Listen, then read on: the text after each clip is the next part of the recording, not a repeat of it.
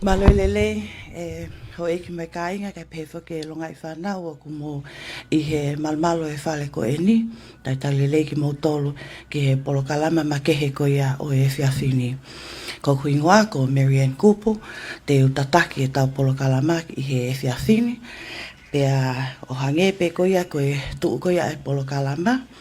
E kamata ke polokalama aki ai mea pau ko e tau whawhita e ke eiki. Pea ko e tataki ko ia ai polokalama I he lotu o ku ko leheni ka Caitlin Fustua me he apiako ko ina ai ex-community school ke lava mai mua ke muani ke whahoko e tau lotu kamata ka tau kamata. Malo. Let's pray. Our dear Heavenly Father, we're so very grateful for this beautiful day. We're so very grateful that everyone who is able to gather here are able to come on time, and those who are still coming, that they may be able to make it safely. I ask you to please bless each and every one of us so that we can have a good day today, and that we will learn a lot, and that we can go to work and to school tomorrow, and we can have our minds refreshed for a nice day tomorrow and go home safely tonight. And I say these things in the name of Jesus Christ. Amen.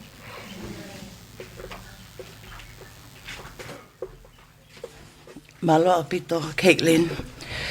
Ko e matuunga whaki e tau I he ni, ko e polokalama ko e ni o maho inga ka ki tau tolu. Ka ke ngata pe ki kau whai au ngongo, ka pe whuke longa I whanau. Pe kau aki e ni mo e interneti, pe ko e youth online safety. He ikai ke u whakaiki ki ai, he ku iai pe ni ihi ke nau whakahoko ai whatongia ko ia. Ka he ke to e whaloloa, hoko ate tau polokalama, ko e lea talitali, pe ko e ki pui tu asi ia, whikau aki mo e polokalama ko ia o e whiawhini, pa ko le pe hen ka katalina tohi, me he broadcasting, ke whahoko atu ai lea talitali. Malo. Ko le peke o hofanga atu e ngai whatap ko tau peu tau whake atu I he kamataanga I tau polokalama koe ni, pa ko tau whawhitai ko tau peke o tua, e ne hanga o whatataha I mai ki tau tolu I he whiawhio e aho ni. Tau te whito ke te mō tolu, ko ka o pē nolo, ka ko mō tali lelei e whakawhi nei tuku atu, me he kautaha o ngongo ko ia a Tonga mai tu whaki whamatala ke mō lava mai I he whiawhio e aho ni, ka mawha ke tau whanau ako. Ko e polokalama ko e ni o ko I kai ko ha toki uraki tai mieni, neongo ko I toki uraki whakahau ko ni ke ta wanoa wawha. Pea ko saibe ki polokalama na e whakotuutu, pea mahalo pe ko mō mau e polokalama mo hanga hihi ngoa ko whakotu wai. Ka koe ata to tonu pe nia o media e atenseniare. Ko pāwai pe ke whiriri wake e he taimi ko toa pe. Pea neongo o ku toko lahi pe o mau kau me mipa, ka ku kei whakalawalawa te nau uongongo, ka nau toka lava mai. Ko ia ku te tuha kai pe ki taia ke whakahoko atu, ai lea talitali ko ia I he whiawhio e ahoni. O ku o ate e whakamalo, ko uhi he koe ka veinga koe I he whiawhio e ahoni. Ko ka veinga ia o maho inga pia ka te tau tolu kotoa. Wha e mo I tamai, whai ako, ko kau whai ako, ko nau tolu he pule anga, ko ngai kau taha tau taha, ko ka kai kotoa pe I tongani to pule anga, pe he ke whatongia ko ia o maho tolu I he tawhako o ngongo, kono talaki atu, ko hanga I mea utokanga ke ai pule anga, ke whakaau, ko hanga I mea ko ia o ku whia mau e hani I, ke whai hono whatu plekina, o mau ki tokoni atu pe neongo, ai hange o ki ngā vai e mau ki whatongia ko ia o ku whakahoko. Tautali whia ai ateni seniare. Pea kou lawe e o ki ai pea moe ni ihi, ka mahalo nau pia hano kau whetongi, pa ko manawasi na whawhai ka uia tau hani I he kehe kau keike nau I heni nau toluia, ka ko tālita kefu tene tokihanga ia o whakaiki ke a te ngahi ngoa. Keike mau a ten seniare mo kau penolo halea lelei I he whiawhini ke talitari ake ki mau tolu. Mau whia lahi. Tai hano tatau pia koe ki hawhai ngā mea ke ne fua mau whia. Koe uhi koe honga ia ho Maloto. Ho mea mai ka maa whoki e kau penolo. He kutau tui ko toa pe, ko ka hau e tau whanau, o ki hau tau au whini māpe. Pe ko tau kaunga tonu ki ai pe ikai, ka koe hai ki whatongia ko tau tuake ke whahoko, e tau ilo pau, e tau koni mai pe ai ki ke whakakato. Ko ia o ku o ato e tali fia ke taha kotoa me whanau, ke te mautolo e kau pēnolo, mo ku mautolo, o ku mau mea mai, mea wheitu o peo ta tau i tongani mo toa pure anga, whatawangi tau mao, hapolo kalama, fia mo mo tapu e kina, i he whiawhi aho ni, malo au pito. Ka take mo ki paspasi mai pe, tau lia tali, koe, hange koe, mea koe na e, whamatala koe Katalina, koe whai o ngō whoko whelili waki nai toki ilo i pe lina ku me whahoko ai lea taitali ki minit pe ua pakamata e polo kalama.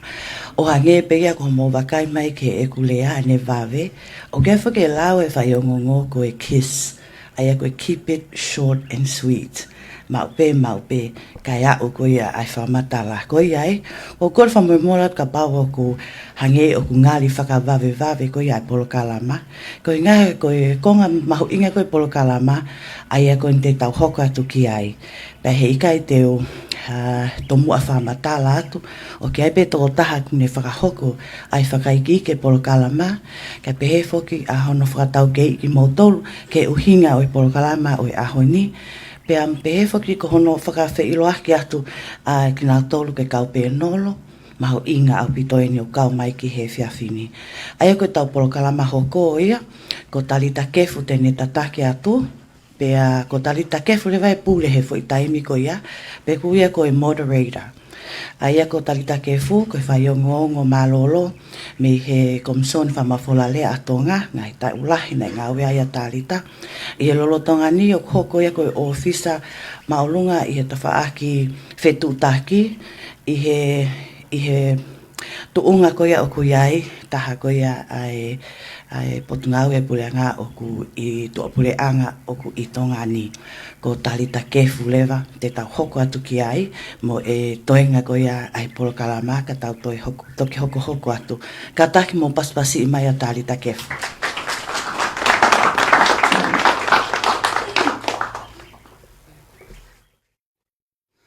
Ko kole ke o whamarmala te ngahi tala whatap ka tato nei ka mata ke polo kalama o e whiawhini.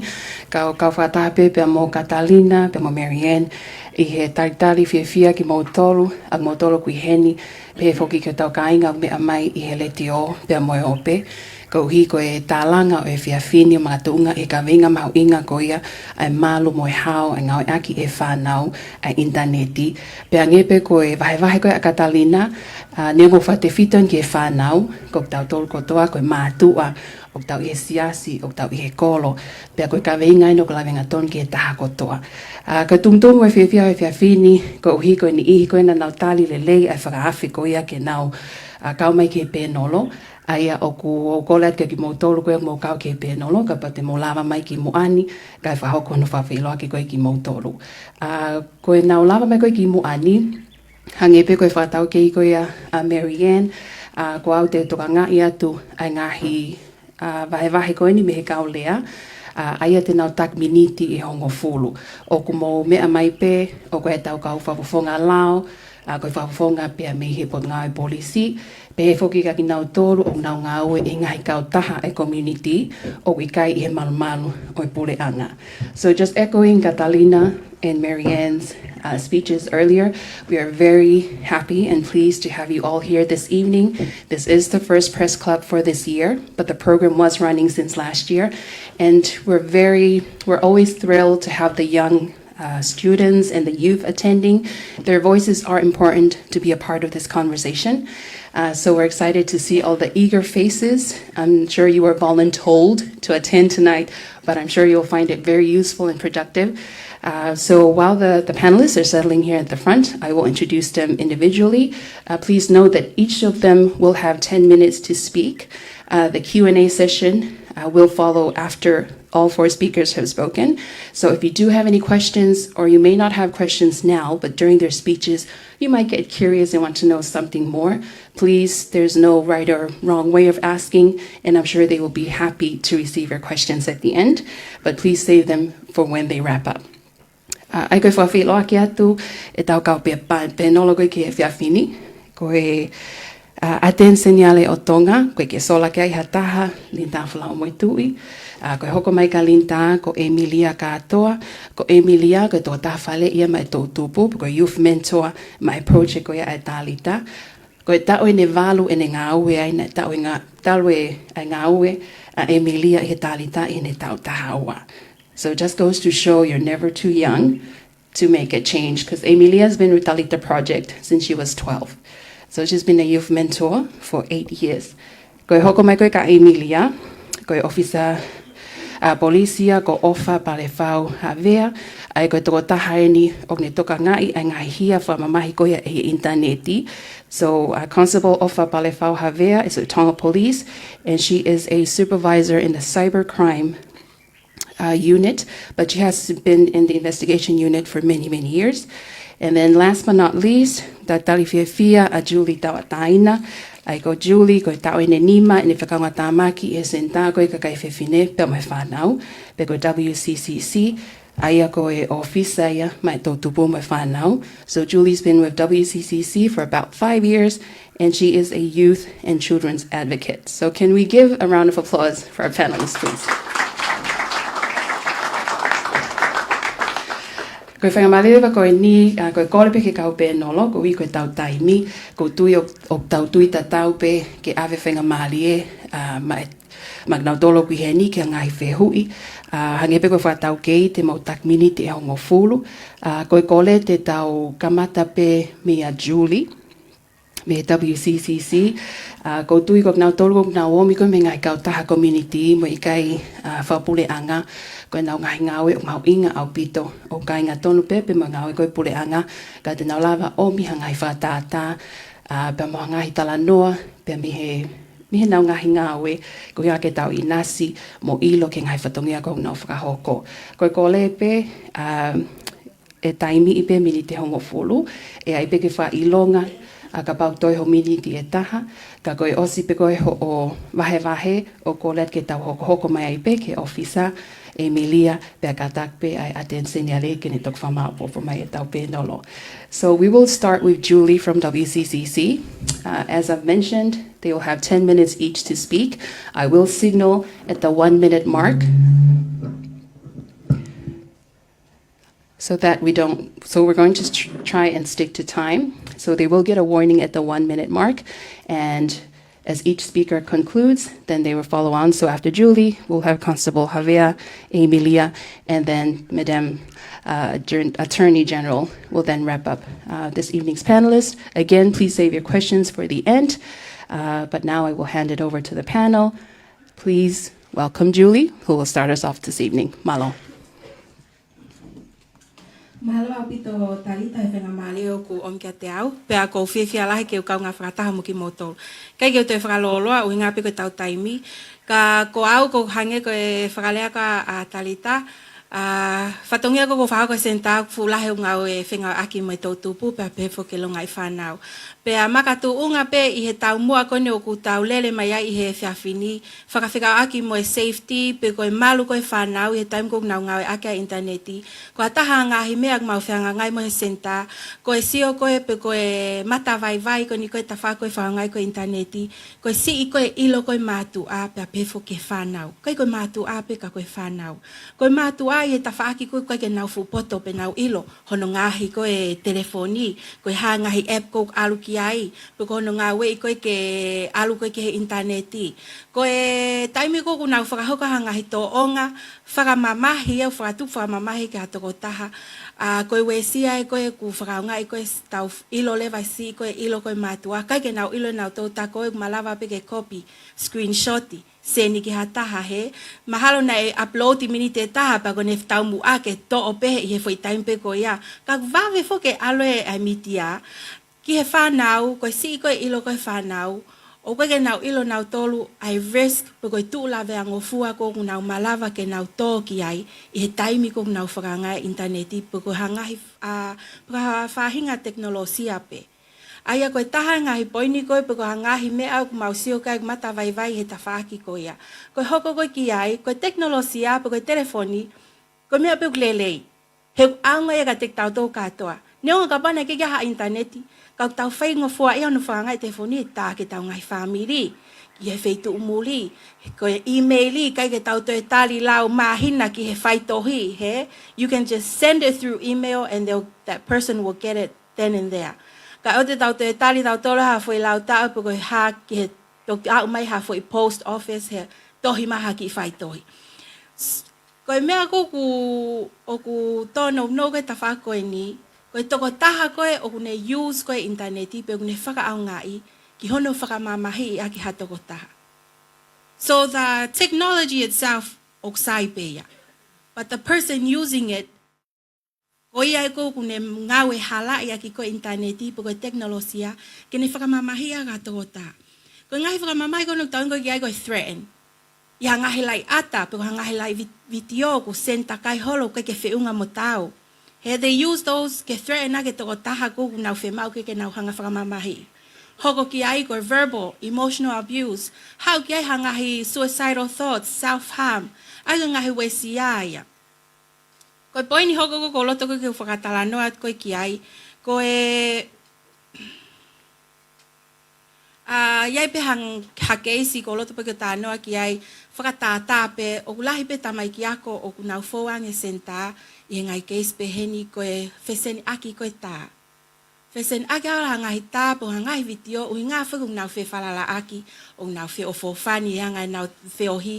Pe hoko hawhai ngā whatu tā makia pe ko hawhai ngā miscommunication. Loto mamahi ai toko tāhai pe koe tamasi pe koe tāhine o ne sen le vai pe tene hangai tu whaki i api ako. Koe wesi ako hau koe mei ai. Either that person o tuli mehe ako, or they have to change schools. Hau mo shame, hau mo feeling of unworthiness, hau mo feelings koe o ko ia ku kai ke te aha ne self dignity a ana ui ngahe ko alu ate lai ngahi lai tāia he ope. He those are the feelings and the thoughts o koe hau koe ki hatoko taha, especially koe i he youth. Hau e self-harm hange ko nau mention koe ki mua. Ko hataha ngai whakakaukau mau pehe ke mau whakotu o atu, ko ke tau whea ngai mai teknolosia, both parents and children, pe koe youth. He kai ke tau lawa tau tolo to o telefoni. He koe whakalakalaka e kei alu ia, te tau whenga tatu ke fusi mai, kei alu whakalakalaka ia. And what better not, he, hange koe kau tautai, it's better to go with the current. Don't fight against the current, he te tau ngoto. He pe ka pau tu whalakalaka koe pehe ke teknolosia, tau whea ngai, tau wako, how to use it. Tau sio koe ha ngahi prevention, ngahi whaunga te tau prevent ai ha at risk. Hange koe ngahi mea koe nau vahe ki mua, ngahi at risk koe self-harm, suicidal thoughts, threatens. He ngahi mea koe ia. Koe ha ngahi ka pau e hoko e ka kita, what will you do? Ko hai te ke whalala ke alo kumtokon ki ai. Ko tui pe mahalo talita ko hangahi poinien po hangahi me challenges mo pole o mausio ku mau whangangai mo senta kai tuku pe ke he toenga kau penolo nau ki aha nau te me akeha nau tol me nau tafa aki. Malo.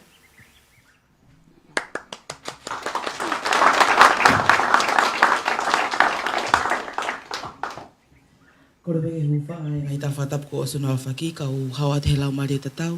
No fa e te fini mo tatu ane ai pot ngai polisi ko ki mu aya ko ki presentation ai fa o e pot ngai weni ki lele me mo ya ko it's supposed to be on PowerPoint so you can and I may sayang ke mo sio ki ai ke mahino ngo ka te finga pe within just 10 minutes ke mahino hangai me ka ki mo ton me ta fa ngau mo la ke mau ngau ai aku tamu ki presentation e fa fini o pe ko cyber safety presentation ko ilo pe you all being smart ko ki presentation ko ne fa ko ele fa papalangi but it can be bilingual ko content ko ki presentation ni ko ni o raki e tano pe ki cyber cases o ma o singa we ki ai pe ma o se ngai mo ya hono ko safety tips for you guys for you students and the legislation of felave I mga here for felave I mga aki online or any materials that deal with electronic pe mo ne hoko pe ki ai ko Tonga police contact which can be for you guys ke mo ta ge o ka pa ngai fe ma te tala no pe ngai cyber cases which is the first one is revenge porn. Te tala noa peke mahino ki moto whanau I he rea mahino ngofuange. Ko revenge porn I he toko o ki motolu o fufato tamaki au pita tau fita ki tongani. O tau te fito ni ki whau hau ki kaumea ki tamasi mo ki tahine mo wheloto. Ia taimi ia uka hatunga mo pehe ko mo wheo whaaki. Wa uka taimi mo seni hanga haita, mo ngai misi, mo ngai video o ki kai wheunga mo tau. Pea uka hatunga ko mo osi. Hanga lewa ki toko taha puke ki tamasi ko ni. O whakamana mana ia ke ngai video mo ngai taha ko ni. Ke hoko ia ko hamea ke ne threat ake a victim puko ki mo tolu tamai ki fine. O ku hia ni I he taimi o ku mo share ai, pete mo upload ai. Pea aku mau ia ko hia ia o tau te fito ki ilau for organ network photo ko Electronic Communication Abuse Offences Act network photo 101 o ku mau ia ko hia ia ki ilau ko ni ko sextortion it's almost the same thing ko taimi ko o ku mo whaia mo fetu taki ia o ki hatu unga mo whewhalala aki ia ki mo tolu mo senia hanga he video mo ngai I misi o ki mo tolu mo whewhalala aki pehe ko ofa aki mo nia. Ia o ka taimi o ku hoko e ngai whewhalala aki ko ni ke upload pe mama I ki tu a ngai taha ngai video ko ni. Ko taimi aku mawala tanga uika ki mo tolu ke mo ilo iki ai ko hia ia. O ka pau upload he te ko taha ko ni pe share ki a taha. Ko no hoko pe ko pornography production o kai lau ki heni I he Pornography Control Act. O kai lau ki heni te toi lawa nga mui ki ai. Ka ku tala noa pe lau ko ni I tongani ki hono produce, mono hire, pe mono sell. Ka I he hau ki lau fo ogo ke Electronic Communication Abuse Offences Act, o ku ne kawa lewa e ia ai caps I he lau ko ni ki hono share, pe ko ho komeni, pe ko send messenger, pe ko repost, o ku kawa lewa ia ki lau ko ni. Sai, I hoko lewa ki ai ko identity fraud, mo phishing scam, ko taimini o whakarifia po whatu tā maki au pite ko ngani I he tauhanga whainga ke whakalanu mai ngai mea ke whawhaofa ki tau tolu. Tau sio he Facebooka, tau sio social media, whawhaofa mai ngai mea ko ia pa kune hanga lewa o mai ngai toa ki ka ki tau tolu. Ia ngahi whaunga ke he kehe ke lawa ke tau toa ai, ke moria e tau koloa, ke moria e tau paanga ia ngai whaunga. Ono hoko peke ai ko hacking ko taha activity ulawa ke tau whakahoko. Pea o kai ko ha off o kai ko hingoe fo hia ka ko hia ko illegal accessing o I he Computer Crime Act ya ko hu ta fango fu hange ko hu ka account ya ta ko account ya ko pe ko ala tu open ala pe ko hu ki ai ko me ko illegal accessing ai ko ngai aki ke ui ta to langa mahani ko hacking kon hoko leva ki ai ko ATM cards skimming pa mo defamation ni ula hita haitonga ni de taimini me ko lau I ko vi he me ko Facebook ka pate mo si ai fana wako ko ita pea ki tahine ke tu ako post foi minute pe ua share ka to ai mamani ko lave ke defamation ni hangai ko lave ki ai o ku phishing scam whakalanlanu mai ngai whaunga ke ne toha ki I mo tokanga ia o ka taimi tuka to mo falala pea o ka taimi mole ho mo paanga mole ho mo koloa I ngai whaunga kon kaka on la ke whakahoko Wai me aku ko loto ko lai taha ka pate mo si Facebook ai ka kai post ka ma na paanga he ha taimi lahi o mai ngai reward o mai fascino mai ka kita tolu te ke mai panga ni mafe I ata loa pe ko ki hanga we fai ki ai ko fainga fonga ni ngai aki ke o mai ai ke tau to ai ki fainga ta I taimu na faka asime me ko paanga ko hanga ko lava ke pornography material ko lawo ni o lava pe ki hono sale mono hire pe ha mono produce pornographic material ai ako ko tano ke pono kalafi hangai ko no fa we pono kalafi ko ngai video o ka ke fe unga motau ai ko ngai aki hanga hime anga we pe ko no haya pe ko no fakatau wat tu wat ka hangai ko lave ko ki lau fo o ko ni ne ka valeva e ai taimi ko o tau share ai ngai imista pe ko ngai video ko ya public pe I he messenger private ki hata ko no hoko leva ki ai hangai ko lave te finga pe ke ukava ko cyberbullying in different ways. I got defamation ni ke whakamamahi I taha nung ake Facebook ke o hoko ko whakakina, whakatupu ha mau, whakatupu ha mamahi ke toko taha koea. Iha whainga whaunga pe ko hoki I komeni, pe ko hoki I posi, pe ko hoki I senia tau lau, ko wai taimi taha ko tau ngaka ngai lia ko, tau ki I senia ke toko taha koea. Ai ko ngai whaunga ke henu lawa ke whakahoko e tau tauli e defamation ni. Ko sign of cyberbullying, waha taimi o tau irifia tato whanawaka ki tau toke he ako. Unga whamana mana I ki tau tolu he nunga aki koe online activities e ha taha. Wai taimi taha ku kamata ke whamama au ko ke te whi alu ko ofi ka whainga whakataanga. Whai ha reunion ya mo whamiri ke sa ia pe ko ke nofonofu toko taha. Au ka hataingu ko ke loto ko ke share ki hataha. Ngahi ngawi ko whai ko online activities. Aka taimi a wai ni ia hena ko ulang mohe a po uri. Au he ni mau ki a pia. Mohe pia ka ki a pia. Ai ko ngahi me au tau tokanga ki ai ko trouble in sleeping ya. Wai taimi taha o mohe ata mai ka ko matau a pia ki a vea pia ngahi me ko whaka ko social media. Pa mo me taha ko consider to be alone at all times. Ai taimi taha ke fe no loki pe ko. Ko inga fa ko no loki fa now. O kai fiko telefone mobile o ke ilo mami mo teti ho mea fai loki. Ko mea fai loki ko whakahauka ki a rea ia. Ta ko umanga mai beta msika o mea ia mi loki. I loki o whai hang. Ko tau sia ko no whakatūtamaki ko no ngai aki ko elektronika. Ia whaunga o kuhala. Ko no hoko lewa ki ai ko ki Facebook tips pe ko atka ki mo tolu. Te whinga pe ke cover within these 10 minutes. Ko use secure privacy setting. O koe mea he Facebook a he taimini pe koe meta. Ko alo secure hau pesi. O pete to sio hata ke he gitua. Ni ihi ko ke friend mo o ko ke mahini mea to e ko unfriend e ko.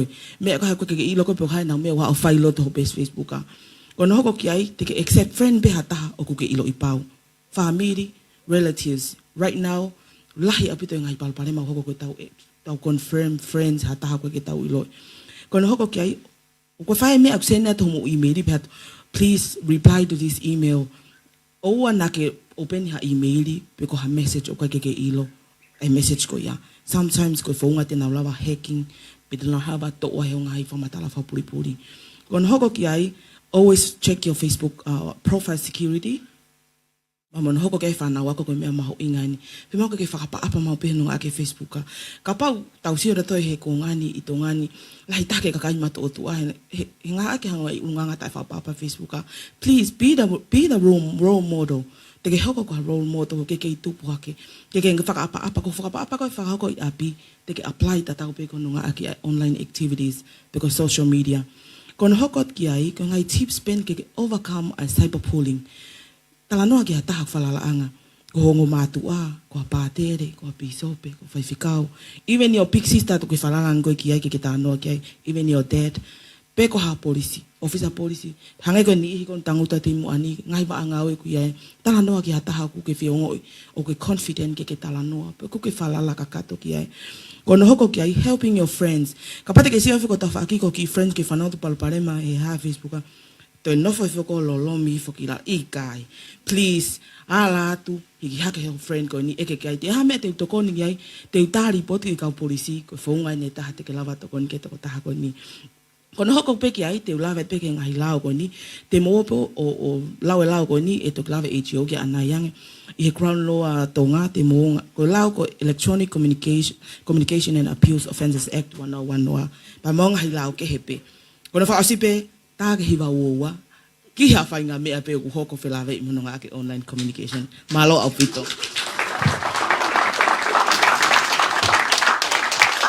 ki mo te ka hoko ki he o penol hoko kapapu ataki fo maopo opo me he ngo vai koini me Julie me WCCC pe foki ka constable of avian pe me he polisi Tonga ko vakaya tu fanau ko e konga lahi o me ko na vai me ki ai mo si ilo pe motoru ki ai ko tui ko motoru ya mo tasi pinga lele maha ko ngai pole nia o mo fetaulaki moia pe mo ilo hataha ko fetaulaki moia ka nge ko vai a Julie o ku tolahi matu o nau ke feinga ko ako ke interneti ko ike nau tokonia tu ka ki motor ke malu mo hao ho mo ngawe aki ko interneti pe nge ko ne fatata ke ngawe nau fa ko o nau o fatau ke e ngai tu ku ikolo ki he matu ko hike oa ke fasisi ai hoko ai ngai palpalema ko ni mali au pito ai vai me he pot ngai polisi he ni omi ai ngai pole mo palpalema ka ni omi fo ke ngai fonga o na fa hoka ke ngawe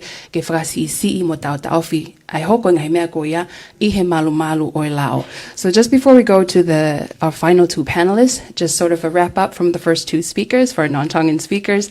So Julie from WCCC gave kind of like a snapshot of what the work they do with youth advocates and families. So parents are still learning a lot about these things. I look out to the crowd and most of you are aware of this. And she was encouraging parents to kind of like the thought of you can't beat them, join them, because parents are trying to understand the internet better, to better protect you, and that you're using, that you're being smart about online safety. And then from Constable Javier from Tonga Police, she spoke about the problems and challenges, but there are laws that are already in place that Tonga Police are enforcing to ensure, again, your safety online, because you're at a very delicate stage in your growth, in your learnings and education. And we thank these ladies for sharing their expertise. And we hope that the food for thought is giving you some questions for when we reach the end of the panel. So please hold on to the questions until we go through with our final two speakers. So now I hand it over to Emilia from Talita Project. Malo. Sai malo pito mau whangamalie. Ko tomua whakatape ke o tua ko awhia talo tonga. Ko o ato ha whakatap ke he moha whakamalo ki he Tonga Press Club. Ko inga ko whangamalie o ku o mai ke mau whakatahataha mai I he whiawhi whakawha koini. Ko o ato ni ha whakatapu ki he kaupe nolo. Ka o maafo ki a ki nau tolu o nau I he ni taulu nuk mai malmale whare koini. Mo ki mo tolu hono kotoa o mo whanongo mo mamata mai he ope. Ko e tau tupu foki ko e tau mua ia tau whanua pe ko e ka hau ia tau whanua. I ngau e koini e tālita ku mau whakahoko. O ku wahewahe ke ko ngalalahi e ua. Aia ko e uluaki ko e awareness. Pe ko ngahi polo kalama ke hono whakailo I. Whakailo ai ki tāhine mo I ki tamasii. Ke ne ilo hono totonu mo malu I ko ia. I hono ngau e aki ko na interneti. Hangepe ko e lau ko ki ai. Ai ongo penolo ki mua ia te au. O si I lo I katoa ia tau tolu mo tau fauha ke he mea na whakamatara ki ai. I ngai tau kohili na mau whengawe aki. Lele iai mo whakataha mo u pot ngau e puleanga. Kau maa ai kau sektoa tau taha. I hono whakahoko ha campaigni. Ko e campaign ko ni ku ui ko stop, block and tell. Ai ko stop. Ta ofi ko sio ko ki he foi komen ko ia interneti ta ofi block ta ofi pe poloka ke over te hoko and tell hange ko ia na me aki ai officer policy kumi hataha ki ke whakatala noa ki ai ko whaiako pātele pe ko hataha o klahi a te ko whalalaanga aia ko e mau awareness programs ko ni whakahoko he tālita o ku mau ulraki tō mua ko I mau pe whanau ke nau iloho nau kita because now value, because now worth. Aia ki mua ke nau te ilo ange how to be safe online o fe mau ke nau rak ilo ho nau kita. Aia na mau whakahoko mai lewa o ke lele mai o me ke tainimi e mau upolo kalama through a media ko e letio. Aia ka paute mo wakaya te letio ko e wike ko toa pek whakalele mau whangi polo kalama he letio. Ko hono whakaivia pe ko hono hinoi pe ko hono whakanau nau ai tō tupu. I he whaunga te nau lawa o malu ia ki nau tolu I he media whakasosiale. O gai whake a taka o kupehe ka pusayang pe ke u whake a te no whapapalangi. You can't stop a bird from flying, but you can control a bird from leaving a nest on your head. Aia I hono whakahoa ni koe ke he mau ngaue o whakahoko. O mau talange mau pe mo make sure ke whanau o sai pe ai teknolosia ia pe ko interneti. The choice is yours. Ko Filipe a au ke ngau ake lelei aki. Aia ko e taha kone mau ngai polo kalama na whakalau atu ki mua ai stop, block and tell. Na mau whai ai hawhanki I video. Whe auhi miniti e taha o hawhanki I video. O tufaki ki he uapiako I tongani. Ke nau engage mo talatala noa in a creative way of e nau anga ho nau mahi noi. Moyanga na understand ai cyberbullying. Aia ko e whakalele mai kone mau ngahi polo kalama o ku lahi taha e mau whengawe aki me tamai kwewhine waha ta o taha ua ki he tafitu. I he ku whaatalatala noa hange ko e lau kia tālita ki mua. Nā ku kau mai ki he tālita ke tālita project e ta o taha ua ko youth empowerment camp. Aia pia ko ne Oscar e camp ko ia pia kau mai peke ngai polo kalama o au mai o ngaue he tainimi. Ia e ku whakatalatala noa koe ni me whangita mai ki ngau kau mai ki he mau camp, waha tau o tau, taha wha koe ni taha ua, taha wha, me taha wha ke taha fitu. O ku whakaha mai ai mea te nau tolu, ai nau wheo koen mo interneti. Ai ako tau tahau ai ke tahawhitu nau sa ia pito nau tohe Facebooka. Ai apa koe tau tahawalu ia ki he wangoful tupu hange koe tokolahi a mo tolu mo taut mai hena. O nau sa ia na toke Instagram. Ai au kune shape mai ai koe laka ia taimi mo ale whakalakalaka ko mo tolu koe na ku ki lalahi ake mo sa ia mo tohe Instagram. Ka koe whanki whanau koe ni tau waha tau tahaua ke tahawhitu nau sa ia he Facebooka. Pa koe mea taha nau sa ia au pito ke wahe ke te mo tolu me whakatalanoa koe mo kaule ka koe ni. Koe Facebooka, it's a distraction ke nau wako. Pa koe mea nau sa ia taha he Facebooka ke whakaha te nau imisi ke ok nau talavo, mata lelei, mo ngahi ala mea koe mo os ilo ke ai. Aia, i he kusio aku he nau talanoa, ok nau whenga nau tolu to be someone that they're not. Ai lahi kau sio ia Kim Kardashian mo kau celebrity ia kona mo katang mo ilo i. Ai ok lahi kau fie hoko ko ha taha celebrity. Sai, ko mau ngau ele vai tali taha whakahoko, ko mau talange ke whanau, i he kamata anga ko tope, mau session ko tope, mo ki nau tolu, whether i he apiako pe ko community, to love yourself. Ke tali pe koe ka pana e whaele mai ko ke ulupisi ahu Tongatapu. Pa ke tali pe koe mo tali ka pau ke fo i feti, o wato e titi he Facebooka ke pakau, mo use filter koe na Snapchat, mo Instagram ke hina. Just accept yourself as who you are. Ko mea mau inga ni e mau awareness program, ko a ko e whanau ke self-love. Self-love, ko respect, whakaapa-apa i hoto kita, o tau kehe pe, pau kia ho tau ngahi lelei kehe, tu whaki mai i he otua. Hauai ai self-care, ko self-care ko taimen o te tokanga i ai kita. I kai ke te tokanga i kita in a way ke te hoko ai ko hataha et whaiwa ko olea, pe ko hataha o te sio ki ai he Facebooka, pa te whakatatau ki ai. Hange pe ko hau lahik sio whaiwa ko olea, pa ko he taimen ni ihi au ku alu pe taimi ko whakaama ke pakau mai hange ko kau et whaiwa pe ko haki tamasi ko olea. Ko mea ni o ku tau wheohi tau tol moia, pe o ku atik e tau atamai ki ai, ka ku iai pe ngahi wei ke tau learn how to let go, e ngahi mea ko ni mo control kita.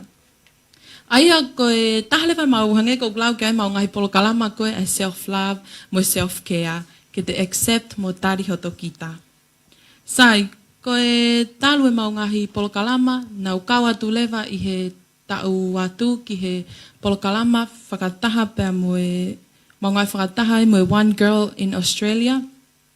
Ko ui ki polo kalama ko ni ko Let's Talk. I kai ko TikTok, ko Let's Talk. Aia ko e ki menuolo peni nau to oto mai, ko haik whesio ai. Ko menuolo ko ni o kunehangai o ako i mai, how to be safe online. Hono ngawe aki ko ni a interneti. Pea ke whakamahina ka mok tolu, ko e kauleka na nau ka mai ke ni na i he waha ata o e tau taha tolu ke tau wanoa.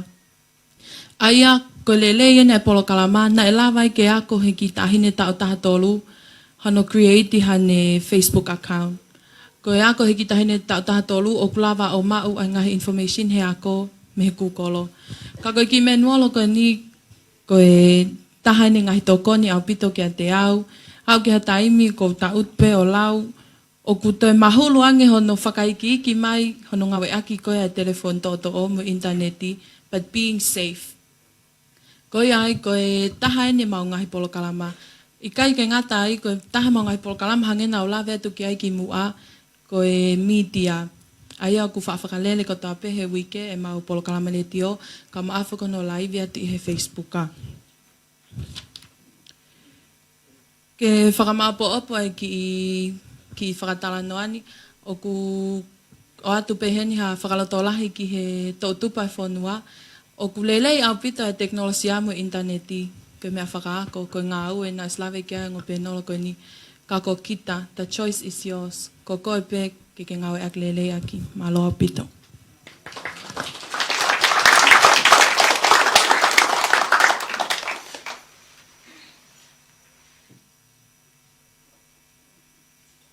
Malo au pito pe ako kore pe ke o hufangatu ngahi Tongatapu, ono kotoa ko tuku atu pe me moani me he mau kao ngā penolo, kai tupe mo ke hu whangatu ai.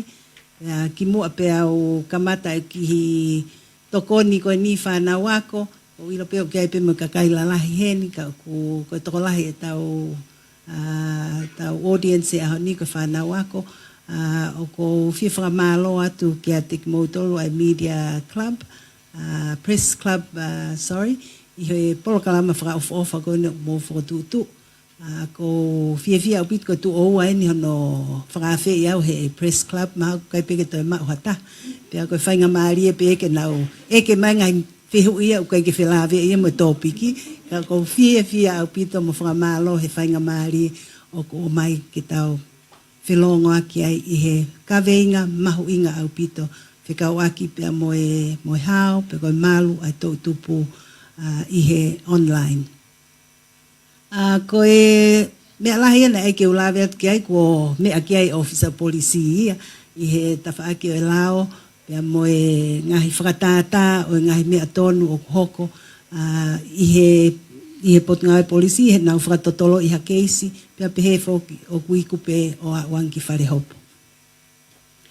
Koe lao e tolu o ku pehe o ku whelawe i whakahanga tonu pia mo isiu o tau henia he ahoni.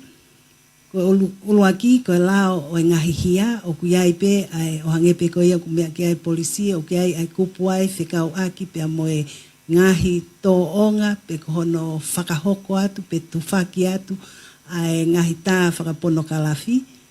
Pea o kuiai ai kupu iai o whakahanga tonu ia kan tufaki atu o e ngahi ata, pe koe ngahi whakamatala, whakapono kalafi whikau aki pea moha leka.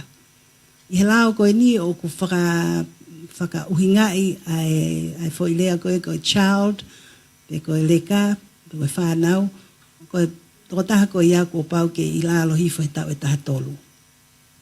Koe hia, ahono tufaki atu, o hangahi ata, whakarieria, pe tau, whikau aki mo e whanau o e tōu koe ni kiha taha, pia whakatewhito kiha uhinga ko hono tuku ke hoko ai hano tuku hifo ngeia e tō taha koe ni, pe ko hono tuku atu ko uhi ko ha uhinga o ku ikai lelei. Nai whai mai nai whakotu pe nai mono lao ngahi ai e ta o wafi mātolu.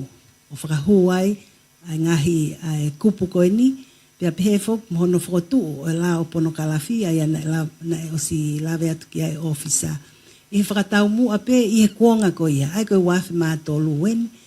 Nai whakaukau ai pure anga e aho koe ia, ko kamata ki haa mai i ho tau society pe koe whanua koe ia ko Tonga, ai ngahi tō onga, ai aku haa mai ai, hono ngawe aki e whanau iki, pia pehe whoki, i hono ngawe aki e kakai a hono ave, pe tufaki holo, ai ngahi ata whakapono kalafi.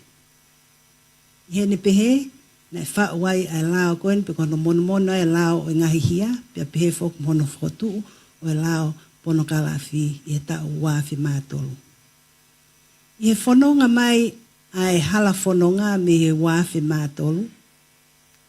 Na e whakotu wai pia mo e lao, ui ko e lao ki he ngahi hia whakakompiuta. Ko e Computer Crimes Act. I he tau wafi mātolu pia moia. I he taimi na e mahino ko kamata ke ao mai ki hotau whonuani ai ngahi mea ngāue whakakompiuta. Ai miko iana e te kia ke au mai ai whanki i smartphones, peko whanki telefoni mobile mo tenia tau mao he taimini.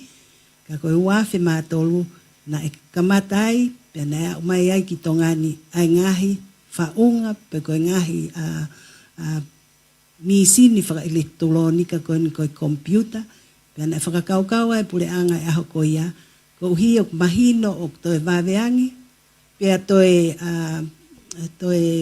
makeheange ai teknolosia koe ni hono whiawe aki o ngahi ongo pe koe ngahi whakamatala ke nau whao ai a lao koe lao ki he ngahi hia whakakompiuta.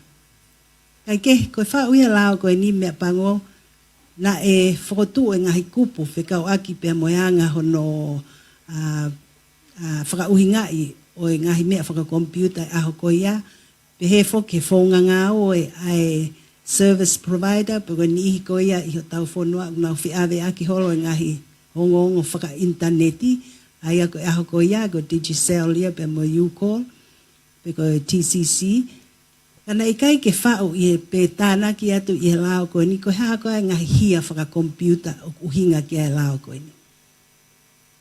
Ai ana e whai whanonga mai aki ai lao koe ni, neongo ne talu ai whakotu e lao koe ni wāwhi mātolu. Na e te ki ai ke whakahoko, ha whainga whakailo, pe ko ha whainga ngāue o whakafou mai i he lao koe ni. Ko uhipe, uluaki, na i kai pe ke fu wausia e he tau pehe kau ngāue, i he tawhaaki ko ia meiteki, pehe whoke tawhaako ni kau polisi, pehe whoke talatala aki, mo mau ofisi, ke pehe ke whakapatonu mai a no ngāwe aki ha whainga hia whakafou mai he lao koe ni. E whai mai ai whanonga o e whanuani pe hao mai ki he tau wanoa, kataki. I he wanoa tahaono, na e kau atu ai a tongani ke konvesi o whakawaha puleanga o ne whakamoni ai o kui koe Budapest Convention. Koe konvesi o Budapesti, i koe whakahingoa pen ke whanua i Europe ai ana e whakahoko ai pe na e whawhoa i ai e whakau koe ni. Ai koe konvesi o koe ni mahuinga o pito whanau, he na e whatu ai e he kau taki o ngahi whanua i Europe, ai whakakau fie mau, ko mahino ko a uia ke wāwhitahao no ia, lahi au pito e ngahi mea ngawe whaka elektronika, kawai computer, kawai a laptop, kawai smartphones, kawai ngahi mea ngawe kehe, ai au fie mau ia, ke whai a hono levai, pia hono whakakaukaua, he ko mahino ia, ko ngahi mea ngawe ko niok ne ave, vave, whetuku vave, ai ngahi whakamatala lelei, pia moi kovi i taim tatau, pia fie mau ia, e ngahi whanua whakawaha puleanga koe ni, ke whai hangawe whakata. E kumahino koe ngahi hia ia koe ni, pe koe ngahi ngawe, o kuesi ai, a ngahi totonu ai kakai toko lahi. O kai ke pehe ia ke toe nofo whakaloto whanua pe. O hake uta ai ngahi whakalagalaka pe mo ngahi hia ke o makatuunga, i he mea koe ni, koe ngahi nau whaka elektronika. Koe ai na e whakaukau ai puleanga o e tau o pohivatu i one toa i he tau a whitahiva. Ke whai mua, ke whai mo whatu haki i lao. Ka kono mo ni na whengawe ak waofi a e pot ngawe o ke ai whini motuan, pe hefo ke kau polisi, meiteki, ke toi whakalakalakai, pe toi whakaonoponi i ange, ai lao o ngahi computer, pe ke Computer Crimes Act. Na whatu ai lao, pe a mau ai whai ngawe me he waftaha fitua o ke he waftahi wa. Kana e ki tuai ia pe mahalo e puleanga o pohivatu e ne toa. Kouhi ko e fu lahi au pito ai ngahi whetala no ak, wheloto mamahi aki. Kouhi ko e Facebooka. Tau te fito ke Facebooka. Kana ea uia pehe ko e ofisi o ku iai fini motuan ko e ofisi ake ni solova ko toa ngahi palupalema whaka Facebooka. Kai tuko e kau polisia ke nau whai whakatotolo. Kai ke. Na e a usia ai ta wanoa na e fatua he ofisini ai lao fikau aki ai ko na lave kai officer policy ai ko electronic offences abuse electronic communications offences abuse offences act pe kono whakatonga ko e lao ki ngahi hia ki whakamamahi aki ai ngahi whetu taki whaka elektronika. Panau ko e kono mo ni te lava pe o ilo ai uhinga lao ko ni. Pero lao ni ko o si ngawe ake fonuani ki hono na fato lao ko ni uloaki e ngata pe mafai hono whakahoko ngai hopo ko ni whakamau polisi. Mantu ko whakamau lahi au pito ngahi hopo ia pe tari fuoloa. Kono wa o fie ma upe ki whakahoko vave ngai whakatotolo o whakahoko. Pea whai lewa ai ngā oe ki ngai mea. I au mai ke au niu, mei whai, kua lava o whai a ngai hopo e ua fulu nai, i he malu e lao koe ni. Ai a kono whakailo, whakafōwa te kau polisi o e kau mamahi, te kei ki aha ki tamsipe ki tahini ko o si alo whai ata ne launga i he malu o e lao koe ni. Ka koe ngahi whakailo koe mo ngahi hopo kua whai, koe kakai lalahi, tau pehepe ova tau tahawalu o lalahi aki. Ko hipe koe ngahi whelau lauhi, koe lea kovi, koe kape, koe tuku ki lalo, ipo koe lau i kovi, koe whakahoko na e ai mo ngahi lau kovi, ko ui koe ngahi mea whaka eiki na e whai. Ai koe natula ia whanau o ngahi mea o glava ke te whakahoko i he lau koe ni, pia whai ona whamau i pia na i he ngahi hopo koe ni, koe hopo nai e tahawalu nai, na e iku nai kau tala ki pe koe nihi koe nau whai launga, pia nai whai ngahi tau te paanga ki he ngahi hopo koe ni. Kau mahalo ko oswha ilonga ma tarita, o ko whi mau pe ke uki i mālolo he, ka ko fia, ke toi whai ata whaka maala ala o ngahi lao koe ni, o ki o tau whonuani i ahon. Malo.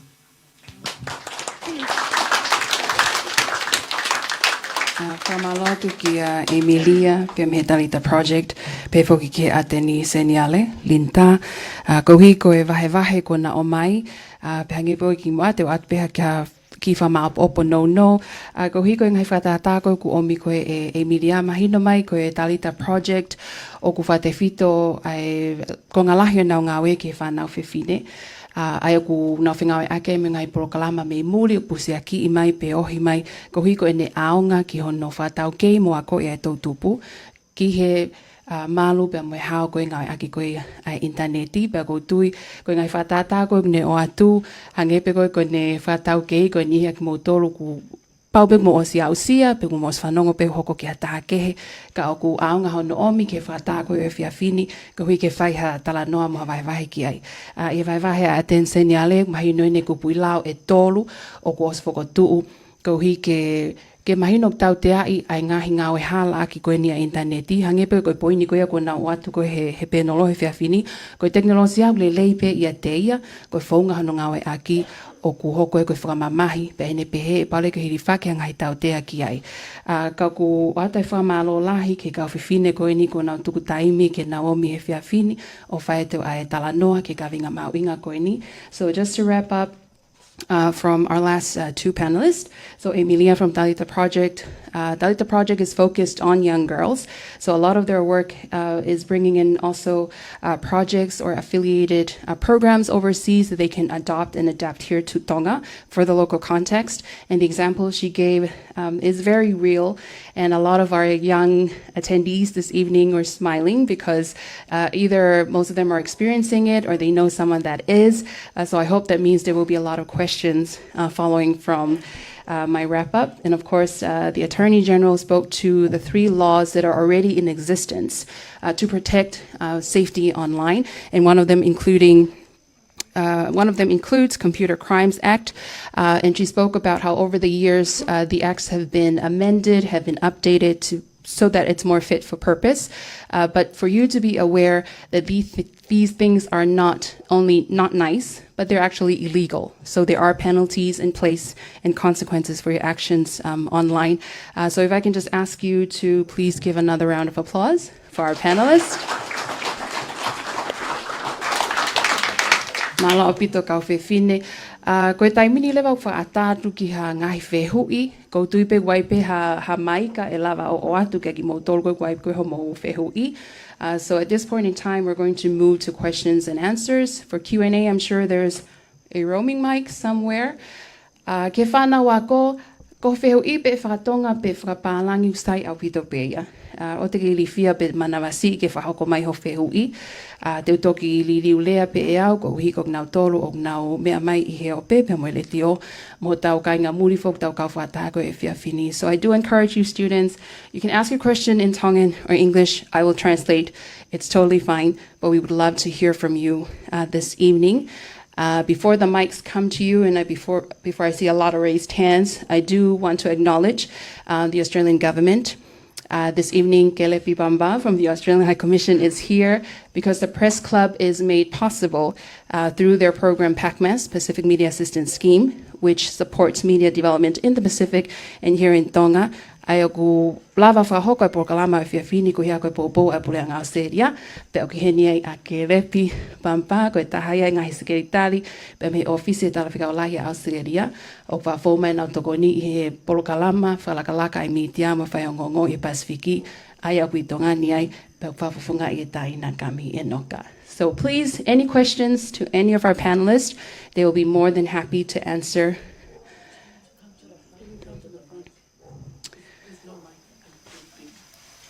Ka taki ka paupe gui ai hao whehui, koe whaafet peki ke lava mai peki mo ani, o whahokai ho whehui. So just a slight change. If you do have a question, I invite you to please come up to the podium so that everyone can see your beautiful face and hear your question clearly. Ai ko wakaya tu kuheni ai ko visko tupou, ko visko insalote, pia ko malunga o Tonga, pe ki he ko lisa fo, pia ko ni X.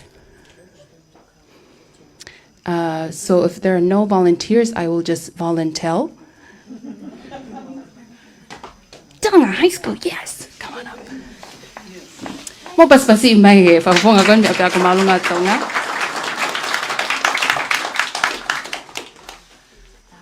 Ka paupete ke lava mai, whahoko mai ho hingoa, ko kalasi, pa ke tuk whahoko whioi. So when you come up, please tell us your name, introduce yourself, what form are you in, and then please proceed to your question. Malo. Is it okay if I do more than one question, or is it just one question? And if you have more than one question, that is absolutely fine. Thank you for the opportunity. Before I will start asking my question, my name is Rayona Kwasi, and I'm from Tonga High School, as you can see, and I'm Form 7. This is my last year, and it's an honor for me to be here, and I'm so grateful. But so on, I have 4 questions for each of the panelists. Sorry, but it's just how curious I am, so very much, because these are the topic that I can see it's all affecting our schools. So my curiosity has been answered by you. However, my first question, it goes to Julie. What can we do to help the parents learn more about using technology? Because since you've been talking about technology is a good product, the only problem is the person using it, and the most important thing I reckon from your presentation was the lack of knowledge with parents. So what can we do to help the parents learn more about using technology? Because I know all students here has very knowledge because they can just use Google, Chrome to just search how to use technology. But the only problem is our parents. How can we help our parents? Malo apito ke whehui whafof kono koe ni. Pea ko tui koe ha whehui mahu ingai ni ke tau whakakaukau katoa piki ai. Ka koe ka taha ngahi whaunga o mau whenga ke mau wahe mo tau tupu. Pea pefo ki he ngahi mātu a. O ki ai pefo ke mau ki Polokalamaleti koe whanguna. And it's not the Fanguna online. This is the Fanguna 87.5 with Catalina. Koe youth Fanguna. It happens once a month, every month.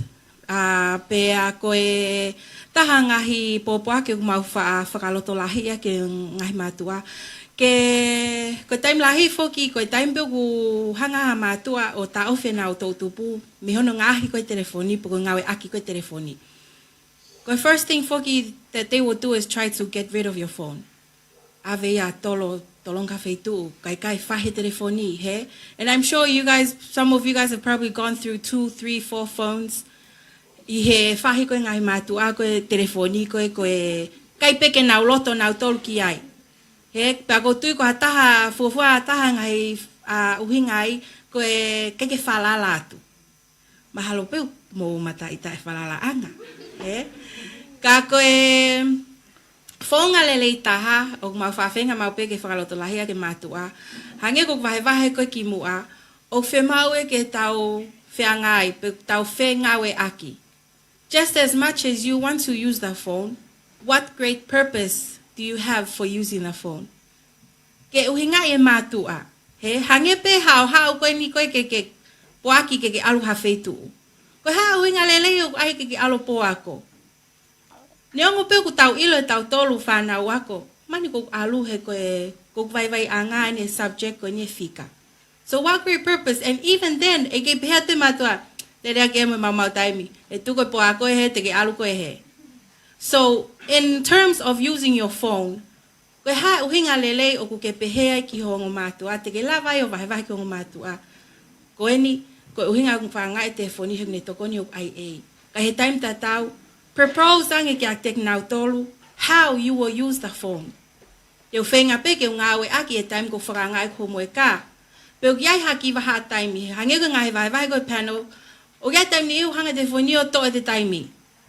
Pake ala pe ko nof vlogi mo telefoni, hange ko ke heartbroken ni ko ia, ta ko e ko tukwat foke atamai ia he kau mea. He? So what do you propose to your parents? Ke lava ke mofe ngawe aki. Communication is the key, mostly for everything. Ke mofe mahino aki mo matua. And then also at the same time, use that trust wisely. Don't take it to advantage. O te ke toa ke falala tongo matua, pa ke toki, tohi ko he tawa aki, o e tuko sai mene kau ki kohi hake kau mea he kon ko whainga maari e ngawe ak pene te fone fo i tai mene. So I guess those are one of the things of mau whakamalo hia pe whakaivia ke ngai matua. Ke mala mautolu ia ala to pehat ke he matua ko toa pe, this is what you have to do. Because everyone is at their own choices. Ka koha ngahi whonga. Maha koia pe malo. Thank you so much, Julie. Even though I have many more questions, but I have to go to the next panelist, which is Madame Palefau. My question for you, because you were talking about pornography production and revenge porn and all those sort, but it captivated my attention with pornography production. How can we try to stop the issue of pornography? Malo au pito. Koe whehui maho inga no mai koe ki tau tolo tai mini. Te tala noa peki he pornography. Koe kapate mo taki e whanau homo manatu ke ngai tau e whiha kohiri. Koe tātai taha ke atahi ane telefoni. Me mei koe ki apipe koe hane kompiuta wo ha whanau ako assignment iai. Pa koe taimi koe ne me ngā aki pornography no ngā aki kompiuta. Pa na e hardly ke asi. Pa I he taimi ko ia na isi ano nga aki lahi o teknolosia me ngai fa electronica. But for now, I can talk for now before I answer your question. But for now, each and every one of you have a mobile phone. O te ke loi me ko ka au o ke hau telefone o ke ai ho telefone. Ko taimi ni a whana wako o fu whakalirifu he taimi ni. He kuke lava pe koe o whakahoko aki a ngā oe ko ni aki ho telefoni I loki. Wai taimi taha wai ngahi me ngā wai taimi ngā ako stene telefoni, ko telefoni ko sma upe mo interneti he taimi ni. Ko hangahi mea te ke lava ngā ake whakahoko ai eni. Ka ki he whehu ikono o mai ka ki tau tolu, ki e tawha aki a mau tolu, e anga whewhe e mau lava o tokoni ke ta ofi eni. Ko hona mo ni he ikai ke upe hatu te mau lava o ta ofi whaka au furi. Pe te mau lava o ta ofi katoa. Ka oku iai ai capability I he Tonga police o mau lava te mau lava tokoni ai. Hangai koe ni, Uraki o mau whakahoko a public awareness ki school and communities. That is one way o mau hangai o whakaha ki tua ki hingai mātua, whakaha ke whanau ako, whakaha ke kauwhai ako, and it's everyone in the community. Ke nau ilo ai mawhatuki tuki hononga aki a telefoni, o kawai e tatu whito ki hia pono kālafi, mohono tu whake ngahi ata, o ki kake whiunga mo tau, ko hangahi video, ange hangahi whakatakata ke whanau ako ke mahino ngofu ange. I he taimi koe ni ki taimi pere ngesien, tatu whito ke taimi whai kau mea. Manatu fuke he taimi ni ko ki mo tolu, ko whatarang ma pehesai pa awareness ke high school, ko whatanga hanga ton pea. Mo pehefo ki mo tolu ko ofa mo oni eni mo lerea taimi ni. But I'm telling you, it's not. It's not in he nga ake online ni. I'm pretty sure o ki kai ko ofa mo oni ya. ke whalala ka kato, ke awe hop hongo, honga hei privacy information, ke fuaki ka kato, ke seni honga hei tā. A upe ka taimi ko ke whalala ka kato, ko ke seni hangai mea, na kaki totonu ke seni. But at the end of the day, you've been feeling victimized. Ka ko mea koko upopoka ki motolu, ko oa na hoko he wheseni aki koe ni, pe koe wheseni aki holo ngai tāmu ngai video koe ni, ke ongo ia ko koe oku na ake whai e hia, please. Ko hongo ipe hoko pe ngai mea koe ni, show up ki ha taha whalala anga talanoa ki ai talangi ki ai ki whemauto koe ni. You have been victimized by the other party. Koe mea koe hangai ko talanoa nei whai, koe whonga e taha mo whakahoko koe public awareness, te maulawa to koni ai, te maulawa awe ha talatala i whale, te maulawa awe ha whakatokanga, te maulawa o atu ha mea mo oni ke au ki mo tol ke mo usio, e lawa e mātua ke fofola e whala i api ka whai ha talanoa mo harea, mo ki mo tol whanau.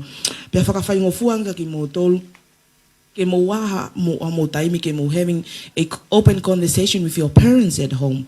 Ke whakawhai ngofua talangi mea kotoa ki ho mātua. Ko ilo koe whaunga pen, ten lava whakasi isi ia no whakahoko hia koe ni. O ta whatatau ki hei malawa ko mo whakahoko e taimini, o mau ka watu no whakahoko a public awareness. That's one way o mau toko ni ai, ke whakasi isi ia hia koe ni. Malo a hupito. Thank you, Madam Barefau. Emilia, sorry, but I have an important question to ask you, because you were talking about the one girl theme, which is let's talk. But my question here, what are the actions that we can do to support that person? Malo pito.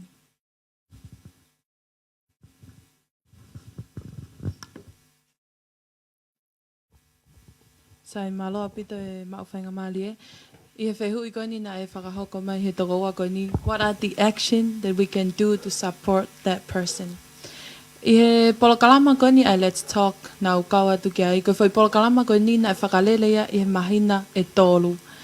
Aia koe mahina e tolu koni kone osipe na mau graduate whaki mai mau certificate.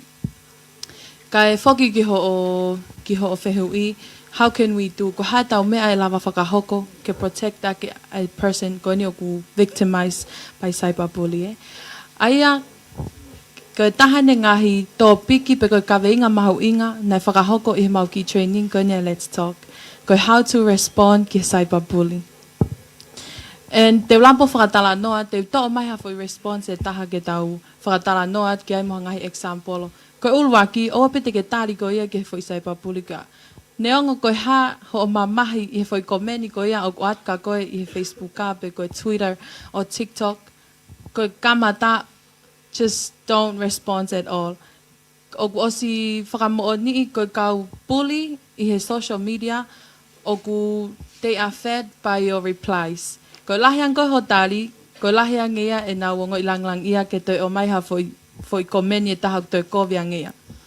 Follow mai kai hange pe nau whakatala noat kia ane nai, ko block, pe ko lipoti. I he platform ko ne social media, o ko si ai pe ai ngahi ways ai ke hangai, o lipoti ha taha, o klawat kia te koe. Ko taha ne ngahi whaunga mahu inga kia te koe, ke hangai, o whakahawhi ho o moui, me he mea koe ni o koko he social media.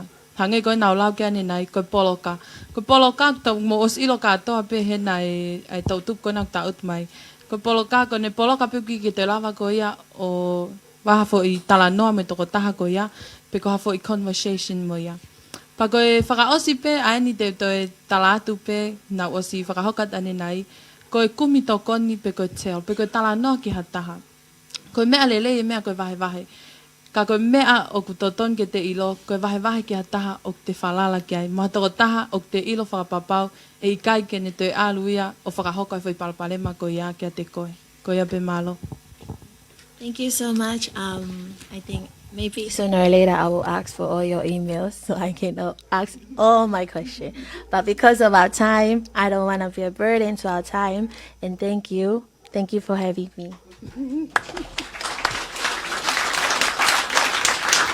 So malo ini ki he whawhunga mea pia ko malunga o Tonga I he kamata me koe tau whihu I. Ko uhi pe koe tau taimi o tuka te whainga mali e ki ngai ako anga kehe. Tau te whito e whanau me he wau tā ko tuina ke mo sile le mai fini ke mo whanongo atape, any burning questions you might have. This is an opportunity for you to ask our panelists.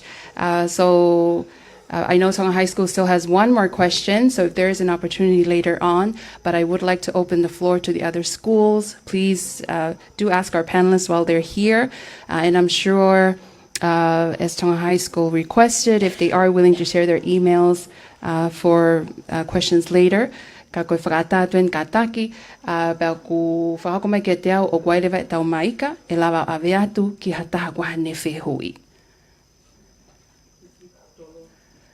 Malo apito toloa, ko haipe gai maika, wha mole mole ke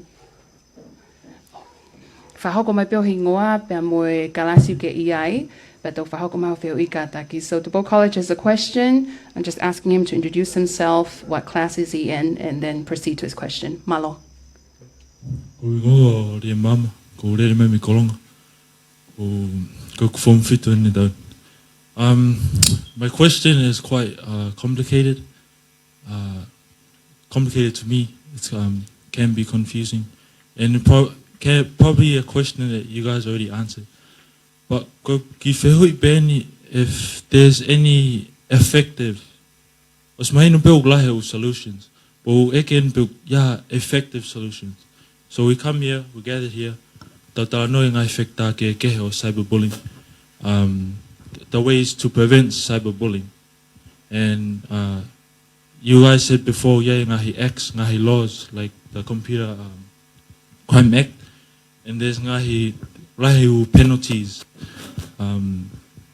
That, for example, you said before, some people get fined. To be honest, tok iloin he ahoni o Computer Crime Act, o ngahi laws against cyberbullying. From 4 to 5 years, I've owned a Facebook and Instagram account, and I just knew today about these laws and these acts, and I think that is a problem. I just knew it. I might, you don't know, I might have experienced cyberbullying 5 to 4 years ago, or even yesterday, and I think that is a problem because I just knew about these acts today. You said, officer, kapai hoka mea ka tau like cyberbullying. Tau tage hiwa wawa. If I call to 922, what are you guys gonna do to stop? It might be a criticism, but what are you guys gonna do to stop, to solve my problem? Are you guys gonna go to my bully's house? Are you guys gonna? So, do you guys have an effective solution? There's marches, there's programs like these, but to be honest, that's not. It's not really.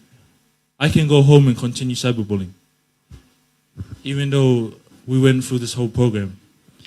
And there's on TV, there's on live, but not everybody's watching.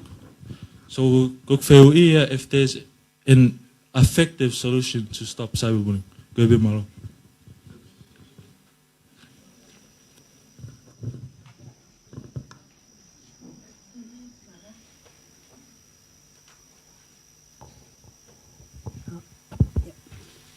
Thank you very much, Tamsi Mehe Vao Ta Kola. Very, very good question. And I note that you did say it was not a criticism, but a question as to how, and to me, I interpret that as how do we need to improve our services in relation to enabling the public to know about legislation, know about what the police are doing. Unfortunately, we cannot force everybody to attend the many, many programs that we've run over the years in relation to legislation, in relation to police work.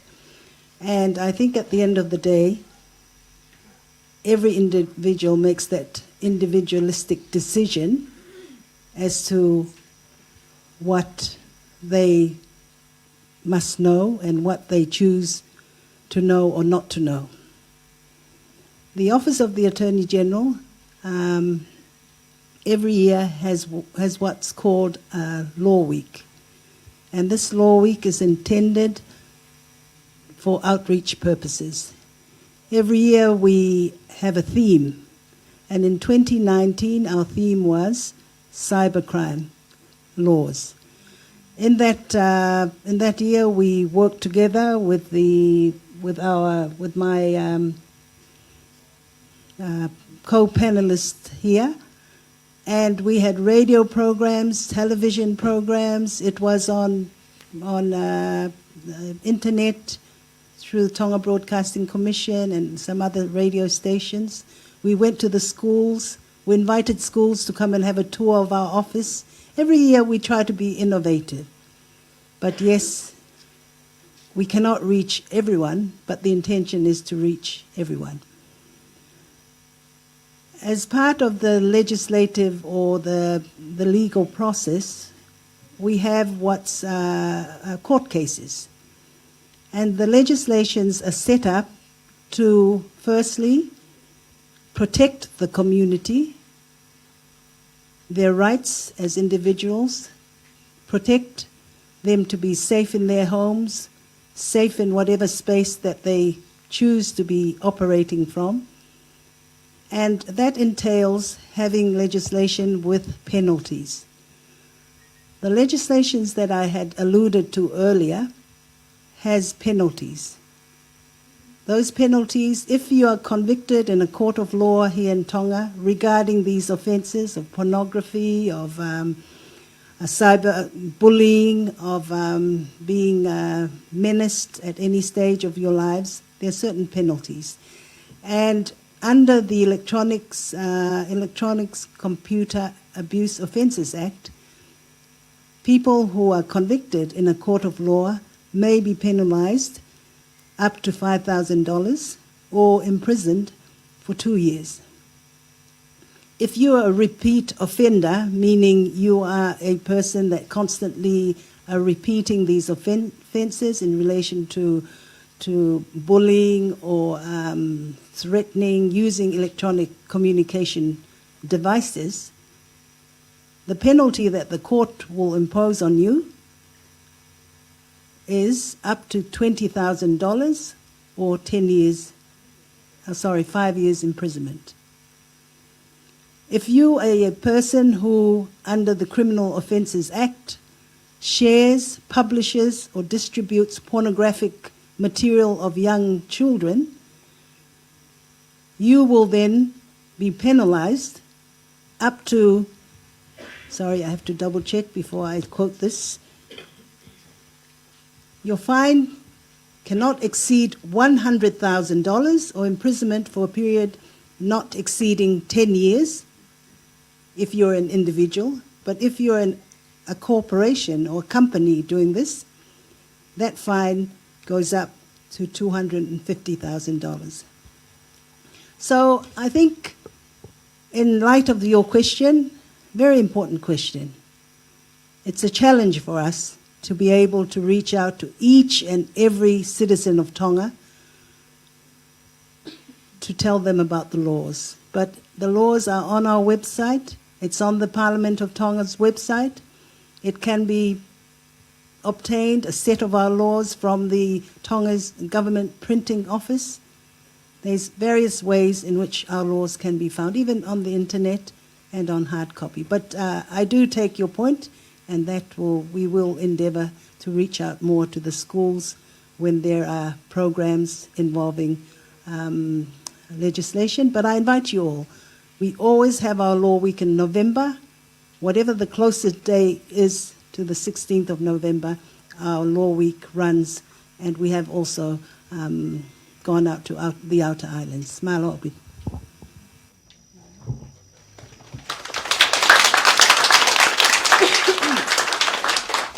E hange pe koe whakatau kei koe ne a tenseni ale Pe koe whamahino pe koe polo kalama e whiawhini he keke ne vete ki kotoa a ngai palpalema mo e pore koe ni o tau wausia koe ni i he malu mo e hao koe ngā eko interneti. Ka koe kongai ne to koni ke toi lahiangi a ilo pe mo e tala noa ke ka venga koe ni. Ke te au whawhiawhia ai vahe koe ni ai tō tahako mi toloa.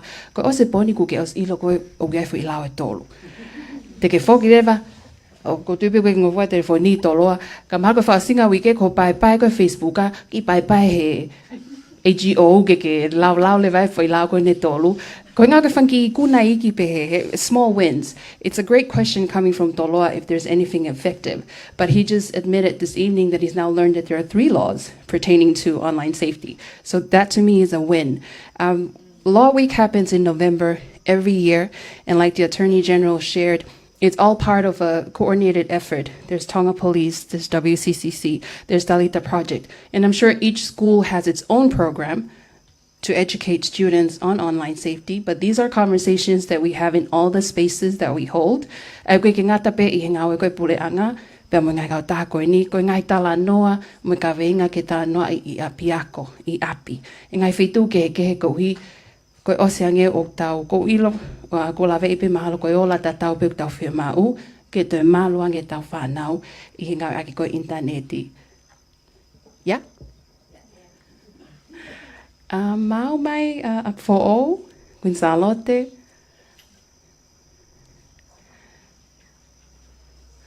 Mahari e toloa, te epe whehu ia toloa, tau paspasi anga toloa.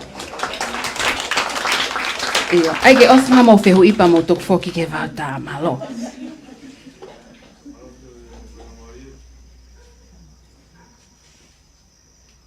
Rabi te mawhanga maria.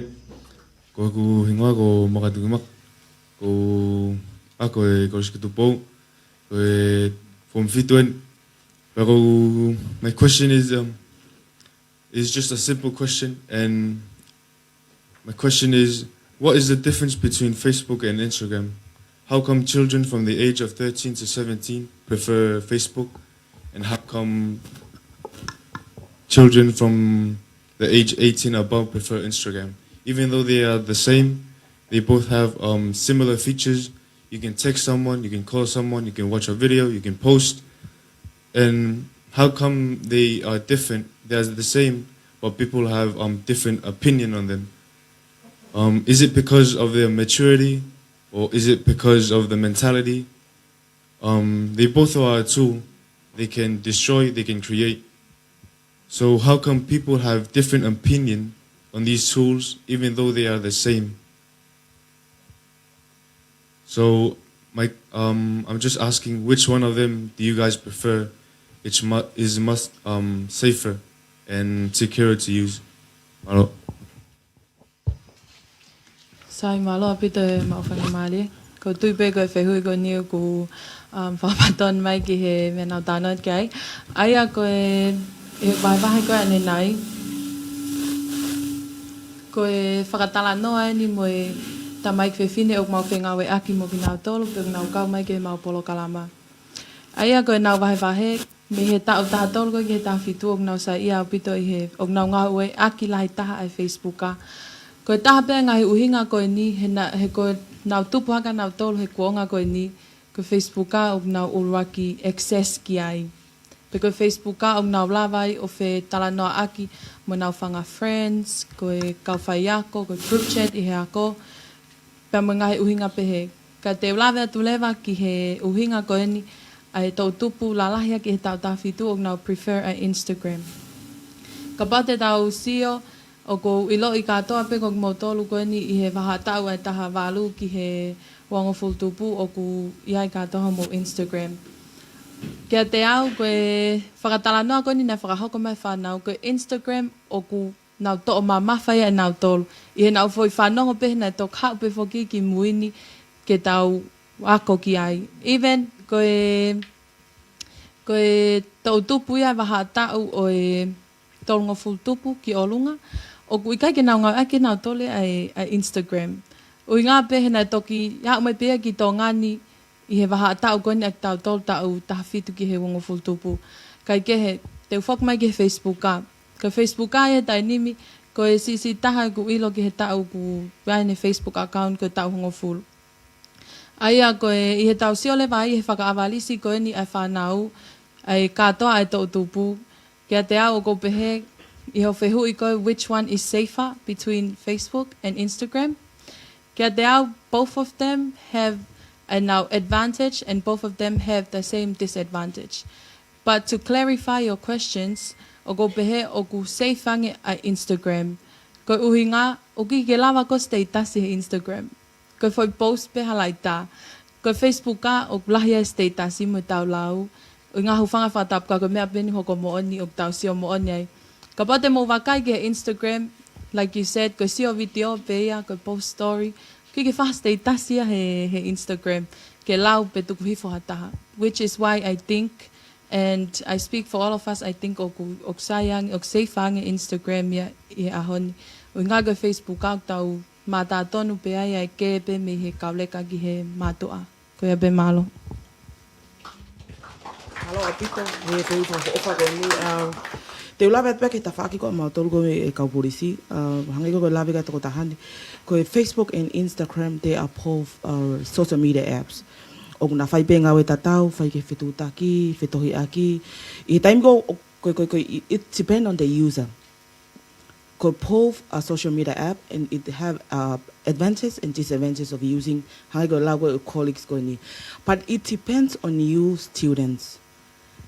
If you usually kapate ke ngai akia in a very heng fonga totonu, mo fonga lele, mo fonga whakalao, hei kai ke wisi ake hataha. Te utala noa tu pe ki Instagram mo Facebook a, ko naua loua o ku iai and they do have each working policy. Facebook have a policy, Instagram have policy and security app and all other areas. Ka kia te au he ta whaake koa mautolu, ko Facebook ai tongani, te utalato tonu pia, ko ta whaakia o very easy ke access he taha kotoa ki ai, even teenagers, even 15, 14 years old, 12 years old.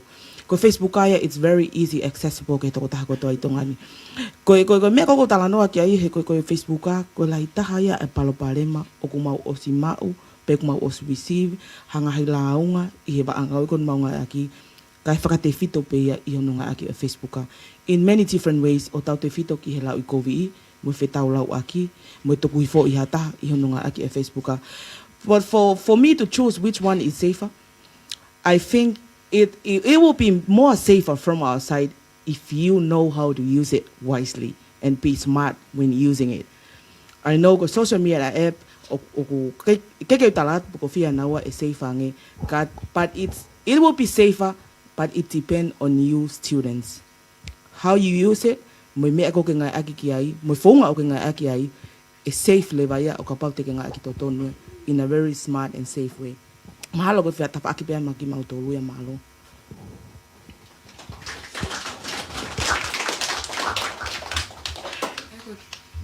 Ako tui koe poini peno o mai koe me penolo.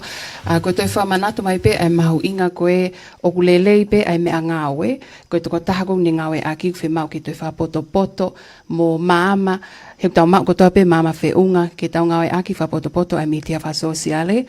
Ko uhi te ria whamamahi e ala hoko ai. Ka oku whamalo atu ki a Emilia, pia mo ofisa. Ofisa vea ko uhi ko e toi whamala ala mai koe ki he mitia whasosiale.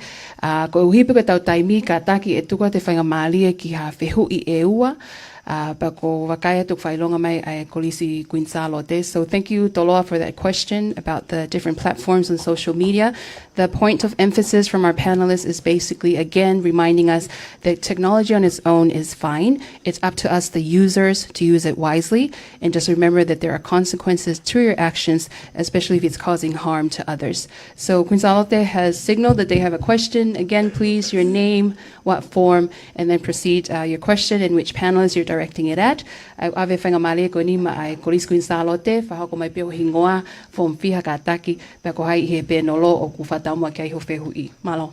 Malo pete mau whaingamale ko ku hingoa ko Julia Kauwaka, pea ko form fito e kolis Queensalote, pea ko ki whehui, ko e ka whaiange pauhanga o upload i ha ngai whakatata tai tau a toko taha, pea alu ia ripoti au, pea pau alo o kore whamre mōre ki ai, ave ki umu mai ki mea o whamre mōre ki ai.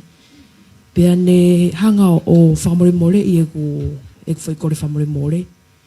Pea mō pakako os o mai e whai tau tea ia aku. Mō pehe e lava ke mō tamate e tau tea, pe teu kei mō ua pea uia ngai pirison. Koe ki whehu ia, unga, kore whamre mōre au ia, ke toko taha koe na o hanga upload ene ki lai tā kovi, po ene ata tai tāu. Malo pito, mo whakamari. Malo pito e whehu i whakaofa koe ia kai ngari whakaoli. Ai kori skuin sa alote, kai ka koe whehu i mahu inga whokia. Mahalo pena e au kuna te kea ki whakahoko atu e ngahi tautea, te ukamata au pe tautea koe o malawa ke whakahoko i e taimi o ke mo'uai i he whakamau anga ki hano tufaki holo. Nau lawa whoke ane naia ke lao e ngahi ia whikau akpa mo tufaki holo hangahi ata whakalieria whangi whanau hiki. Ka koe tautea koe ni i he lao koe ni o e pono kalafi whikau akpa mo hono ave ta e whakalao holo ha uta pornographic.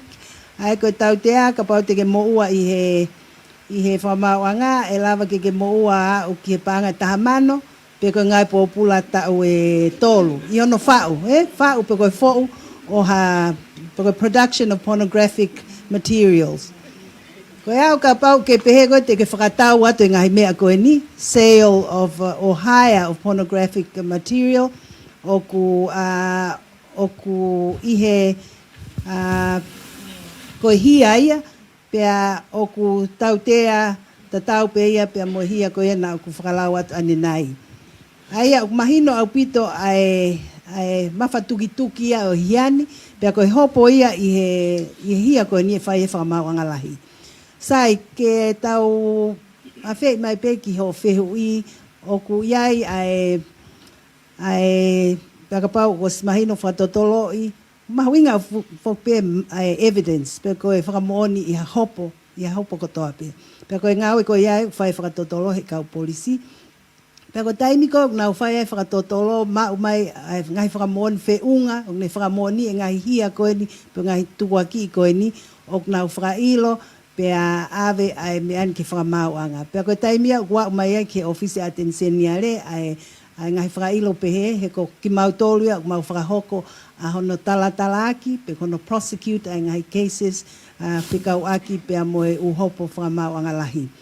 Sai ko e whai e hopo ia he ku oswhai whakailo pea mahino o ku wheunga e whakamonia ke ave ake e hopo. Ka kwange ko lawe ko ia ki whina mui kuin salote, o klahi whoki he tau ulunganga whakatonga, te kei ke whakahoko e hopo e ke kakato, o ku iai ai ngahi whiongo aki pe whakaapa aki, i anga e nofo whakakolo, pe koe nofo whakasociety, pe kumatunga ai si alu atu, ai toko taha koe ni kua whakailo, pe mo ene mātua, pe ko hono kāinga ofi, o kore whakamole ki he toko taha mamahi. Hoko au pito taimlahi. Ka ukikai ke uhinga ia, ke lava o tamate iai ha hopo. He koe taimi pe iau kea e policia, kau polisi koe no drop policy, pe ukikai ke to e lava o whakangangana atu pe whakasituai ha hia kua whakahoko. Aia koe maha koe tari no pe ia, neongo ai ngahi whakailo pe te alo kore whamole kai ke lava o tauwhia e hopo. Ka, o kuiai pe ai mahu inga o te alo kore whakamole neongo o te kei ke whakahalaia i kitaia e he whakamau anga. He o kukau ia ke taimi osko e hopo pa mahino o te halaia, ko hi koe ngahi whakamoni kua mai ke whakamau anga. Pea ki mua, pea whai a hono hiliwhaki tautea koe pe te ke mau e tautea koe ni koe paanga taha mano po ngai pōpula, tau e nima pe tau e tolu. O kau ihan whakakau-kaua, pe koe whakakau-kau i he whakamau anga, a hoto tautea, ka pau, Na te lava atu o whai hakore whakamole mole, pia mo atu haki i tau pehepe, pa wapaanga, pa angi ha mea kai, o kau ia i hono whakasii a ho tau tea. Aia o kou pehepe, ko unganga, tau pehepe, ko unganga whakatonga pe ia, Pia kuohi mai lewa pe o ku ngawe ake whamau a ngā ia ai ngahi, he kune, o hoata mai me iai ai remorse. Pia ko te ongo i whakatomala i he mea nai whai. Pia ka pau lewa e whai lewa he ho poia, pia ke hā o koe ka kua tō atu e puaka toho ia mo ngahi mea ko ia. Ko palopalema pe ia au. Ka koe tau whainga mea whakatonga pe, pa whaapapa i pe ia. Pia tokonia ke no whakasisi ho tau tea, ke holo kifine tau hongo fulu, tau e nima, tau e tolu. Ka koe mahalo koe ki tari atu ia me he tawhaake talatalaki, ai pureanga. Ko ki tokonia penia ke tawhaake koe ni, me he tawhaake koe mauto kau polisi. Koe momeniti peho o whakahoko pousi, hangai koe ki ilau koe na maulawe ke Electronic Communication Appeals Offences Act. Os monuka ilau e koe ia, ka pau o koe pousi, ala i tātoko taha koe, wongo i he toko taha koe, kau he ere menit maho inga hia, ongo e toko taha kau whakatupu mamahi, ongo e toko taha kau hoko mau kia hia ne pousi koe ia, e hao lewa ka ki mau tolu. Taim koe hao ki mau tolu, mau whenga lewa mau e wawetaha, ke mau hike launga, sio ke whakamooni, mao e ngahi whakamooni ke ne prove ele menite hia, pa koe taimi lewa ia, e ose ngahi ngau e koe te mawara tua puke mai koe. Ka hangai koe whakahua e toko tahani, tau nofo i ha wheitu o ku fuu, o ku Wai tau tradition mo tau culture, e tau hangai koe lawe koe AGO, tau whiongo aki. Koe katak wha more koe pakatunu mo mea, koe mea whaiteri pia a koe. Nā ke hau ko eke mai ka mautolu, ke mautalat pe apa pakatunu, i ka kia ha mautotonu a mautolu, ko mautolu koe whaisino whakahako whatongia pe ki mautolu e lao. Koe lao ia, ai ko ngawe kia AGO, ko mautolu koe whaisino ngā ue mautolu, mau whakahako e lao. Te mau whakahako pe ngā ue whakatatau ki he lao. Koe mea koe ki he mau koe e whaile awa ke he opo, koe mea ia e whakamau anga, ia te ia toko taha pe whakamau, ke ne whakahoko e tau tea, kia te koe. Ka kia ha mau kaunga mato kia. Ka koe mea pene taha ko whakamanatu ka ki mōtolu, mō ilo lewa he pōni, ko te teo peke ke klik, pe te ke ki put up ko ho itaha ki tahine, manatu i mau pena ke sio he polisi mo AGO he pōni me he lao, te alu ke tahine ko ne tangutu mai mua. Ko te teo peke klik, please think twice before you click, before you share, before you comment. He ko lahi taha i tonga ni, o ku kau e share, pa mo tau involo, lo mea au kake tau involo. Ko tau hua pro sio ka ki whetau lo aki hata, tau ki hua da tolo kau me toko taha whahai ko ikai. Don't involve yourself in a situation you're not supposed to be. There, especially online. Ko mea pe ko whamanatu ma ki mga tolo he mau tafa aki, manatu i mau pe, ko taim pe te ke whakahoko ai, ha mau, ke mau, ha hia, ha ngā ue, ke mau i lao, he ngahi lao kono lawa kia AGO, ko taimea te mau sio ato ai ka koe i a polisi longolongo. Mahalo pe ko ia. Ko e tanak no at pe ki he whehu I from outside. Uinga pe, I just want to paint the picture of the scenario especially when the bully does the bullying and then e haole vaia ke kole whakamole mole. But the soa or the cut has been slashed already. So as much as you try ke kole whakamole mole, pe e whenga toko taha goia ke ne heal, but 10 or 11 years later, 15 years later, e te hanga toko taha te ohake. So that victim lives with that stigmatization because label ko ia for the rest of their lives. Ai koe ola ia koe I ha toko taha victimi ko ne au sia ai mea koe koe bullying. So the bully and the victim, it can be vice versa. Malawa pe moi pulia o yaha ngahi mea nei fōwai, maka tuunga e ne whiri ke ne whakahoko, pe ke ne whai hawhai ngā tō onga au ki kai ke lelei. Mahalo pe, ko uhingana ne puli ai, because he's not heard at home. He o ke ongo e ongo mātua ai kai pe whanong ki ai. Hau le vaia, o ne whio whoki au dominant whoki ai api ako, o ki ai ne ki kakaya ana heni. So, ne hanga le vai use ne power kong ne mau koe api ako to bully someone else, not knowing o na lavea lo ua pe, lavea pe bully, te lavea pe moi victimi. Aia ne ongo tau whakakata, but it's a serious issue. Ia mala, whamalo ki he Pehu I koe me kuris kuin salo te pe mo vai koe me penolo. A ko tui koe tahaya o e ngai whekau o te omi ki tau whakau ki ai I he whiawhini ke mantui mau pe whanau o ka pau te hanga o tuhake I misi pa ke to o ke ki ilo koe pene o screenshot ia hataha. O koe ke uhinga ho to o kua osi I kai. Si ke whatau ke a Julie o se tahango fulu, o se taha, koe whahinga mamahi o mau hataha na e hoko ki ai hawhainga mea pehe o wiki ha taimi paue ke osi ai mamahi e nofo I hono atamai e nofo I hono loto wha mele I he whamiri wha mele I he kolo o hange koe nau lau ngari whakaoli kake mo whakaukau ki ai pe hoko ka koe, pe hoko ko te hina hataha o whamiri. So you have to put yourselves in someone else's shoes because once you post it, you don't know if someone else has taken a screenshot of it. And Julie shared about the trauma. You can go and reconcile with that person, but that trauma stays with that person and it is triggered later on in life if something brings that memory back. So you have to think of what if someone did this to me, to my sibling, to a family member, because Tonga is very small. Our connections and our relationships are very important. And emotions are fleeting. Ko ngoi mamahi mo I tahe osi peia, osi pea pongpongi.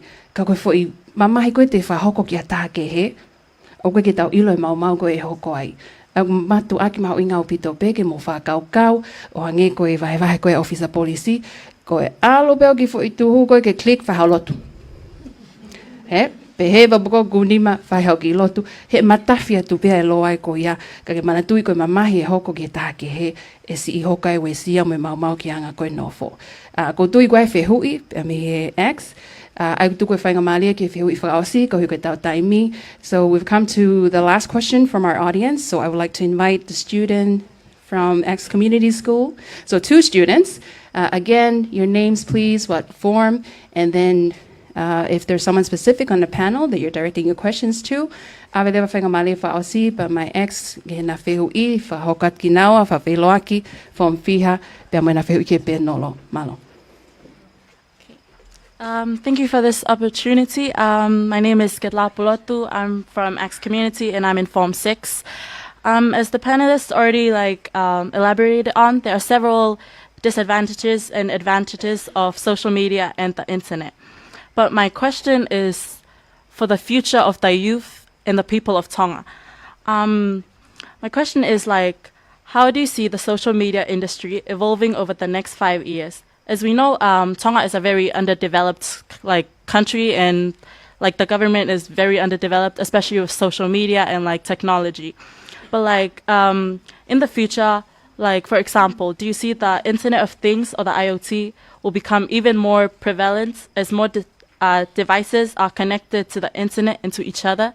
So I'm just asking for your opinion on how you see the social media industry in the next 5 years.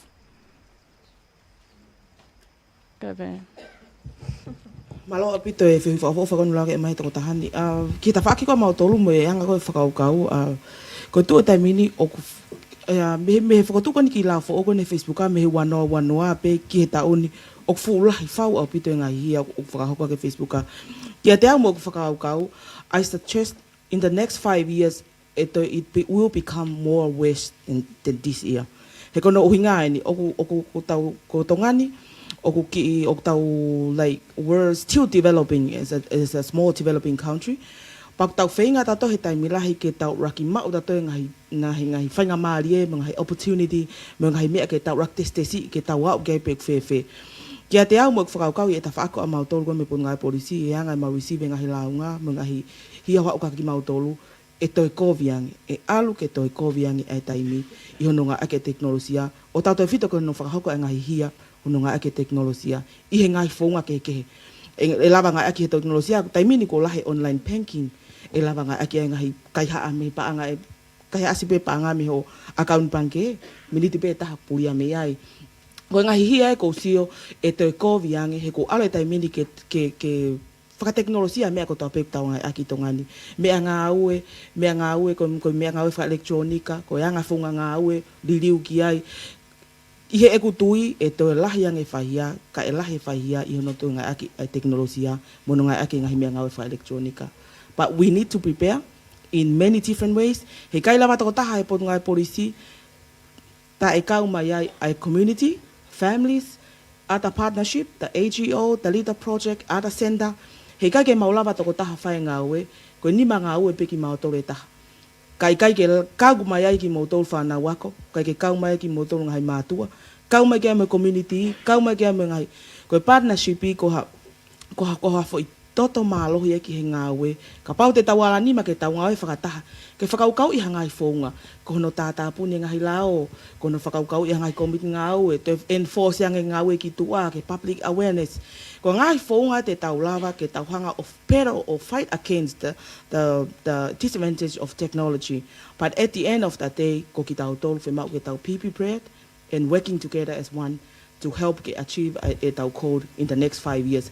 It will become more worse than this year. Thank you.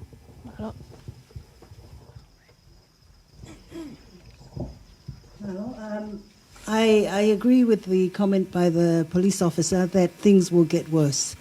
And hence why the Budapest Convention was set up and Tonga had ratified in 2016.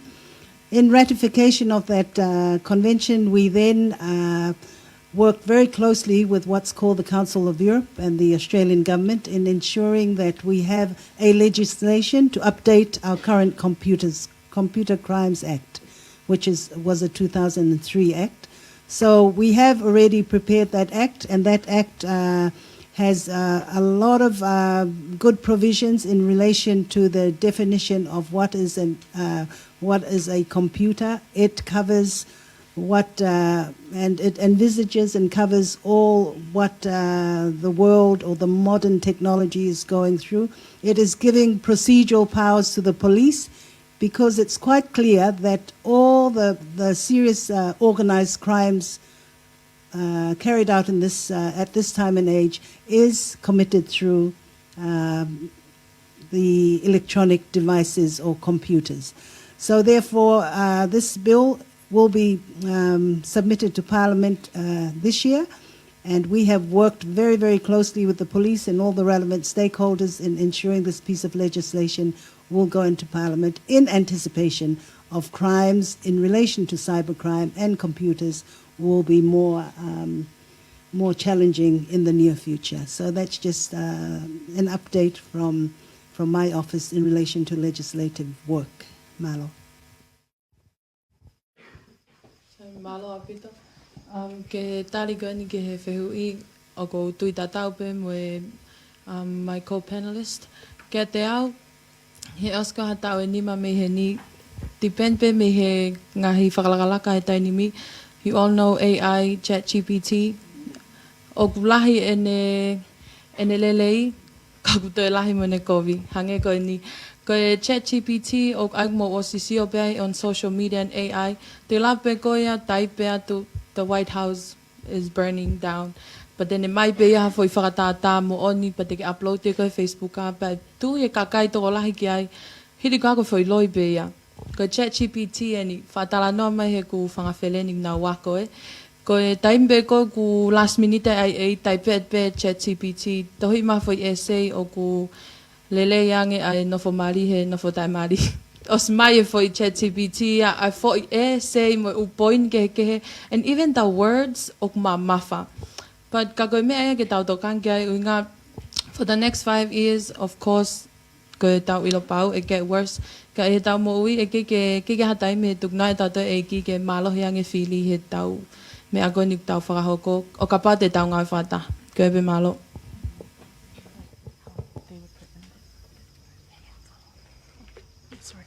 I'm sorry, but to continue on from like what you guys have elaborated on, like how do you think we can stop it from getting worse? Sorry. Good question. I suppose with harsher penalties or legislation that can stop. But as to the actual manufacture and the making of, we are an underdeveloped country. Yeah. Subject to a lot of what the developed countries have and offers. So in terms of manufacturing, but in terms of trying to address the crimes and the offences, legislation is just one of the main tools that we use. Thank you.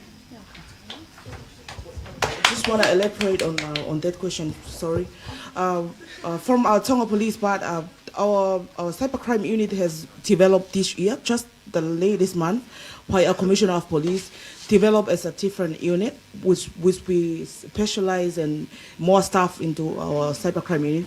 That's one way of how our commissioner of police is trying to put a cybercrime team and trying to develop them more training and more works up for them, just to be prepared ke whakanau i ki mau tolu a team cybercrime i hangahi nau mo hangahi ilo ke lava ke mau alu ke taimi o lava ke mau alo hia ki olunga hanunga ki ko teknologia lava pe ke mau tuli fua to ke familiarize with the crimes over time.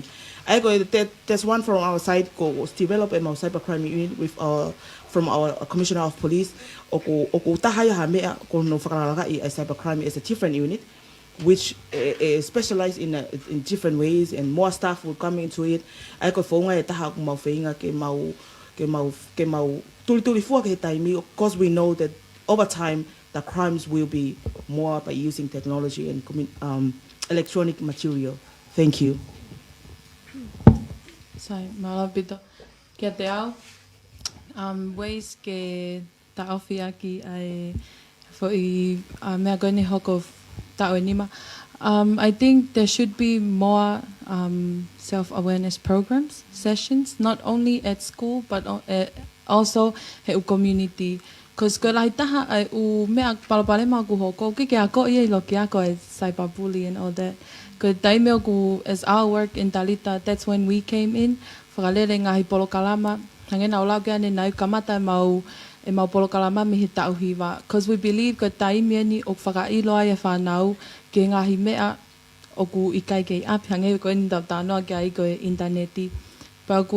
So I believe that we should do more self-awareness training, go life skills, and invest at our time more on youth. And also, o te tau seo kana toko palpale maya ai tau whanua, see them as the solution, as they will be the future of the country. Thank you. Thank you for those answers, but to introduce myself, my name is actually not Caitlin Fustua. That is my classmate who is unable to make it today, but my name is Kalena Fieki. I am Form 5, and I obviously go to Axe Community School. So it's no surprise that every youth who has a phone, and those who also don't have phones, they use social media. Social media like Instagram, Facebook, and Snapchat, that has been around a while. Twitter, that has also been around, and then TikTok, which is starting to become an issue in the past couple of years. So the question that I have to ask is just for anyone to answer. It is, what is the most challenging aspect of social media misuse in schools, and what is the best way to overcome it?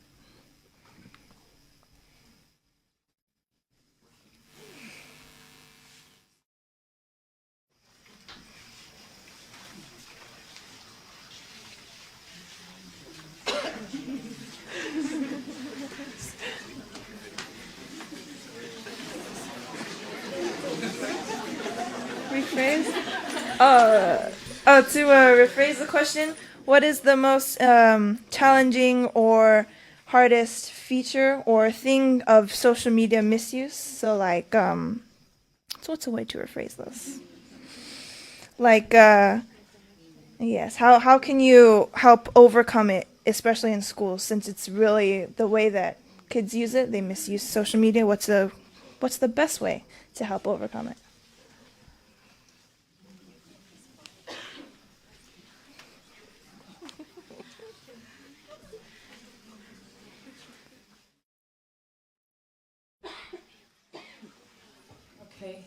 Since it's the last question, I'm sure everyone is tired.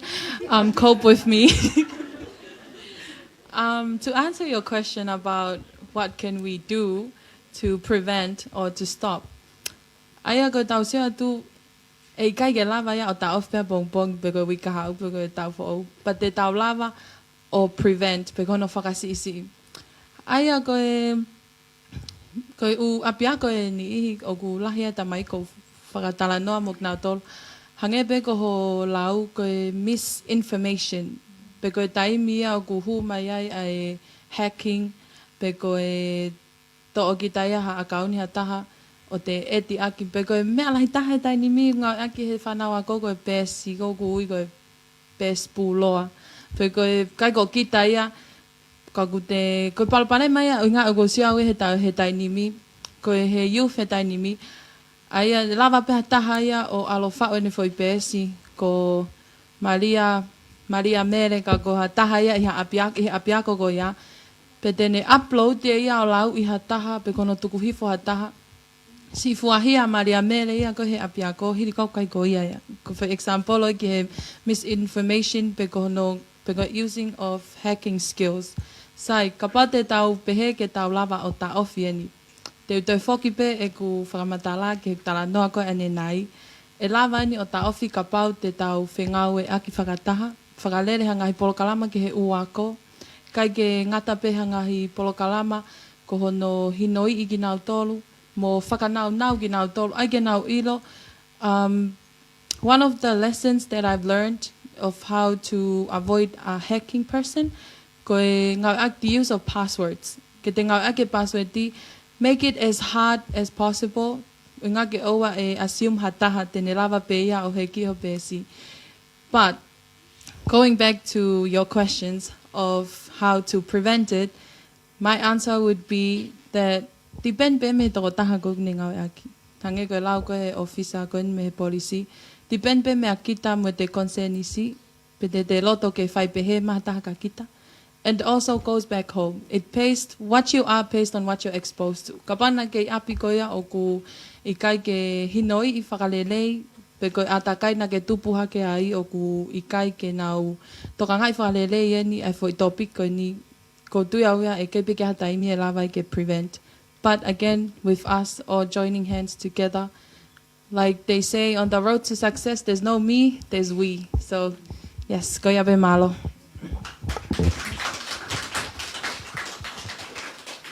Ko e tari no no pe ke fehu ko o mai ko whakakaukau ko loto au ia ke fehu i whakafoki atu ke ki mo tau tupu.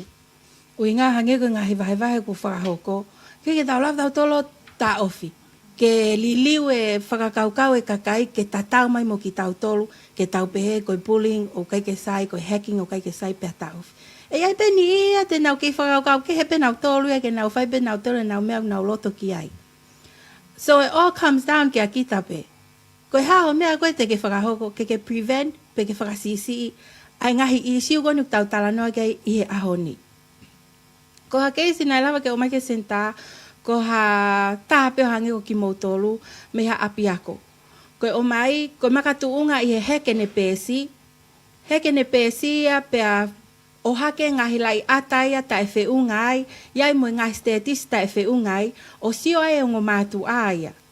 Sai, hanga lewa o ngō mātu aia, o tā i ai toko taha koe ni, mo tafului, mo o hake ngahi, ange ngahi lea ta e whiunga ki ai, o loto mamahi ai toko taha koe ia. We are all blaming the victim, but what about the person that caused the problem? He? I he taim tatau, ai ko kutari pe aku, whakafoki pe ka kita. Whakafoki pe ka kita, what will you do to prevent it? He osange me aia, ma hange ko e lau koe te ko tahatoroa koe ni, na ospenye te alpeo whakahoka te puli. He? Ko hono mo ni, we're racing against time and the development. As much as we want to let everyone know, o giai ngahi lau ko whokotu. Koe polisi ni, koe ngahi NGO and koe pule angana nau whenga nau lelei taha. But it always seems that evil is always one step ahead of us. And if we don't work together, hange koe whengawe aki, he koe kup whengawe akpe ki tau tolu katoa. Hau me he family, me he kolo, au me ke pule anga, o tau whengawe ak katoa. Kau makatu ungai i he tau loto taha ke whakahoko ha whengawe. The ripple, the stone effect ripple. Ko e tolo ka haki mea taha o alu ke lahiange ki tua. So it depends on us. Small and simple acts brings great things to pass. He? Ko ngahi ngawe iki ku kamata ko mea te tau tolu ko i he ni. Neo ngu koe ke tau lafta tolu liwe whakaukai ki nga tolu i tua. Kamatai me hen he taimin he ahonia. O tau tok aluatuai o influence atai ani ike he. That's one of the ways that we can prevent these issues from occurring. Malo au pito koe to koni penia ki he whihui ko nei o mai hangai ko lau koe ai ngo panelist ko ni o mo oni whanau wako e ka mata pe ia mea te koe whawhoi tui. You're starting from yourself. O ke ilo ko ha uhinga o ke aloa ki he ako ko ha mea totoni ke whakahoko he ako ke mana tuki api ko ha mea hongo mātu ako whai. If you have that respect with you o ke apply api, I think e ke kos ko ha harm pe ko ha whakatupu ha mau pe ko whakakinai pe whakatupu ha mamahi ki ha tahi no ngā ke social media. Because I know right now there's a lot of disinformation and misinformation that tene hanga taki hala I moto whanau wako lotonga mo ngā we. And there's a time o whakaatai ka ki mo tolu ke mo ngā ake computer ya ko ki ha mo search. Sometimes o kake mo ngā aki totonu aki e ihe taimi totonu ka mo ngā aki mo tolu ya ke whakatupu ha mamahi ki ha taha. Kene whakatupu ha whakakina ki ha taha. Pakoe taime taha mo kore telefoni ke momo ki apiako ke mo search aka for information. And then the teacher allows it. I don't think there's any teachers allows, but there is a case na behe. Allows the telefoni ke mo ngā e aki. Ka ihe taimi o mo ngā aki ai te mo whakahoko e ha mo tolu e hangahi. Hangai ko mea na ulawika ni nai, hangai whakatupu whamamahi, hangai ko wheseni aki tā. Ko whau hoki base Facebook aloi, pe kui ko fake page, ke hanga lohi aki i aki hataha, ke hanga tataki ke tokanga hataha. Te ke hoko ai ko hataha ke hanga whakatupu hamamahi, o toi laha yangi ki toko taha ko ia. You never know what will happen to that person. E hoko mau ki ai, ia taimi puputu e ne whakaukau, pe hanga taimi hao e toko taha ko whakailo koe. A taime mau ai koe mori ho whainga maari e mea ko. Ke te au hangai koe mahi ko panelist koe ni, o ka mata pia mea te koe, whakafo tui. Ka pau te ke ilo pe koe ho mea te ke whai, ho mea toton ke whai he ako, ho tau mua he ako, mo ho pepese ho aluke he ako, he kai ke whakatupu ko ha mau, pe ko ha whamamahi. Pe ko ha whaunga te ke lava misuse ake hononga ake social media, while you at school. Mahalo koe tokoni pe ko ke mau tolu, hangai ko glau ko ane nai, ko ki mau tolo te mau whika tolu atu. Ka koe ka mata pia koe I api, whawhoi tui, ko ki family, whika tolu te community, pato ki whika hoko atu ki mau tolu, potungai polisi ke mau tokoni. Ka ia he taimi lahi, o taimi ta tau pe ko mau whakahoko ai lao, I taimi ko mau whakahoko hahia, pe monuka e halau. Ka ia he taimi ta tau pe, to e mau whaunga ke mau lawa o tokoni atu ke whaka ehi. Pe ko ha whaunga ke mau prevent before it happens. Ai ko whaungani mau atu, mau o whakahoka public awareness ke ngai ako, ke tokoni ka ki mo tolu, ke whaka maala ka ki mo tolu, ngai mea totoni ke mo whakahoko, ngai mea tokoni ka ki mo tolu, ngai safety tips, ko ngai mea ia e tokoni ke prevent you guys from these harms. Maha ko ki tokoni pia ma ki mo tolu. Thank you.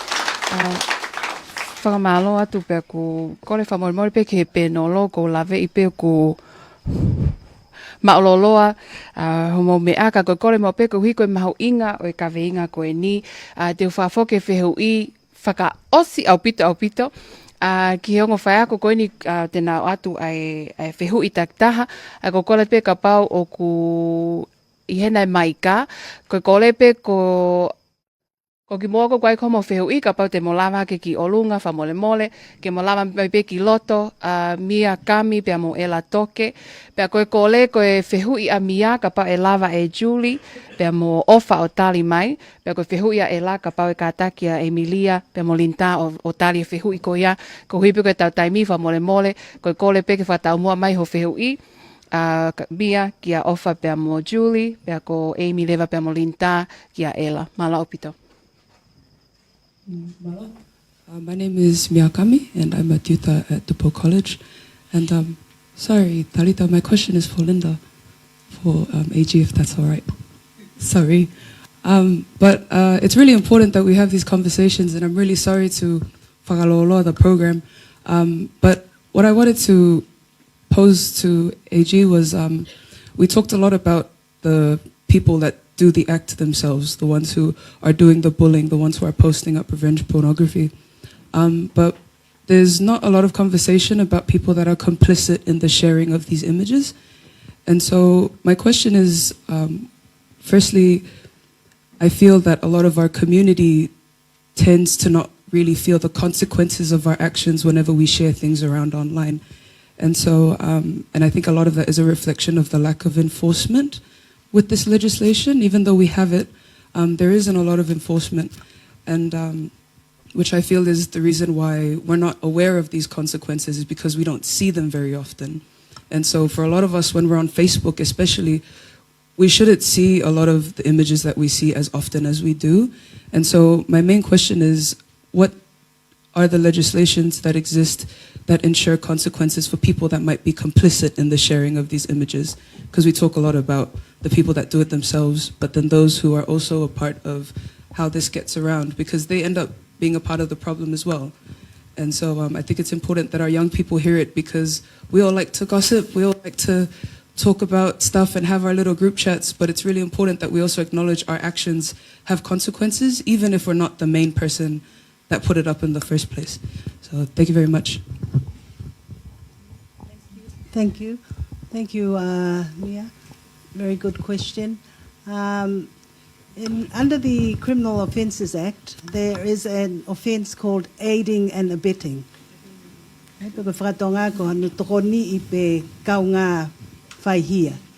So, and I think my colleague from police had alluded to that.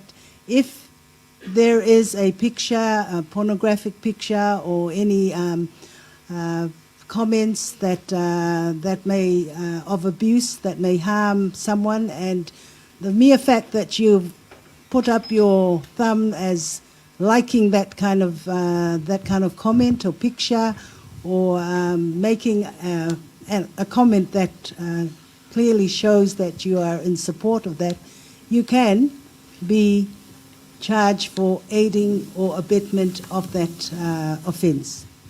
So there is legislation that caters for that, and it is very important, as my colleagues had referred to, that we here tonight do not support or provide any actions that can draw that inference or conclusion that you are in support of those actions, because you can be charged too.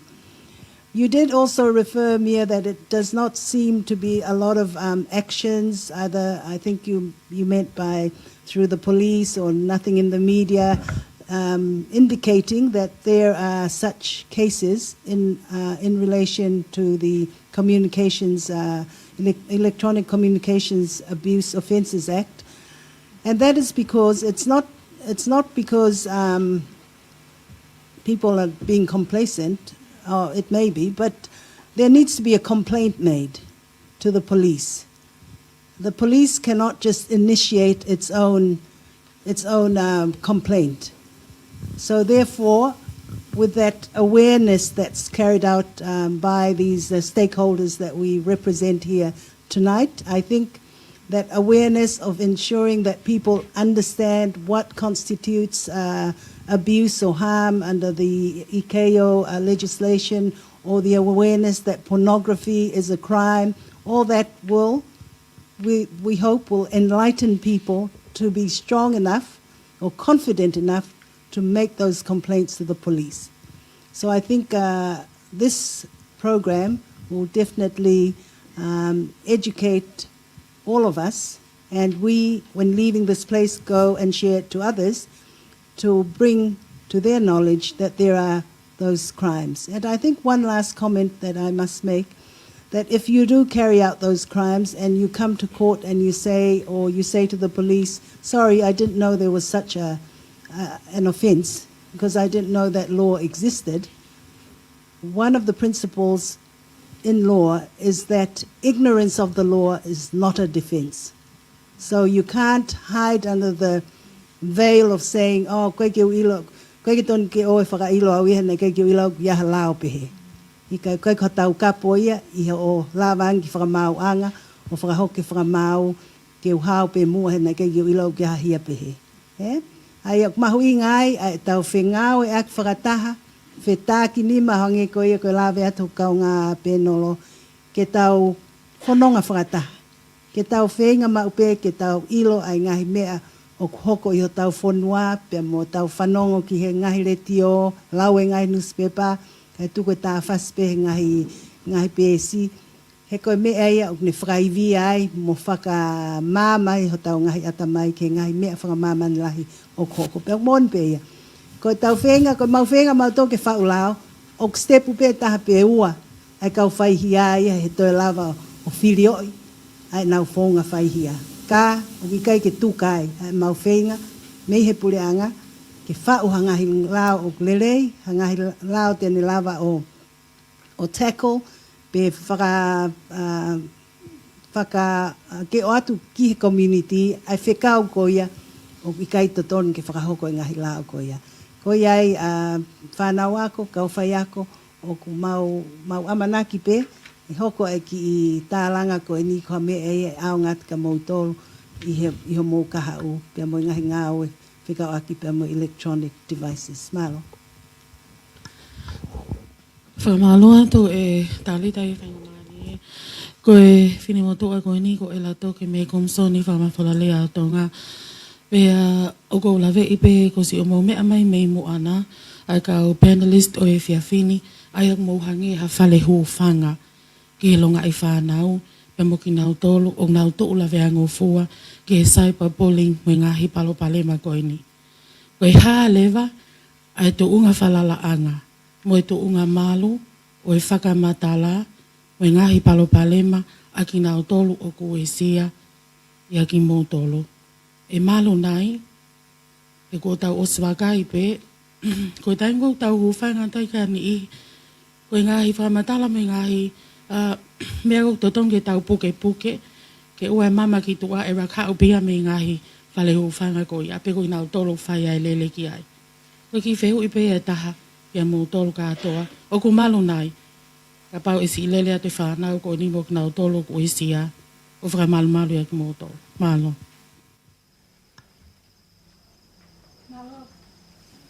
Malo pita whehui.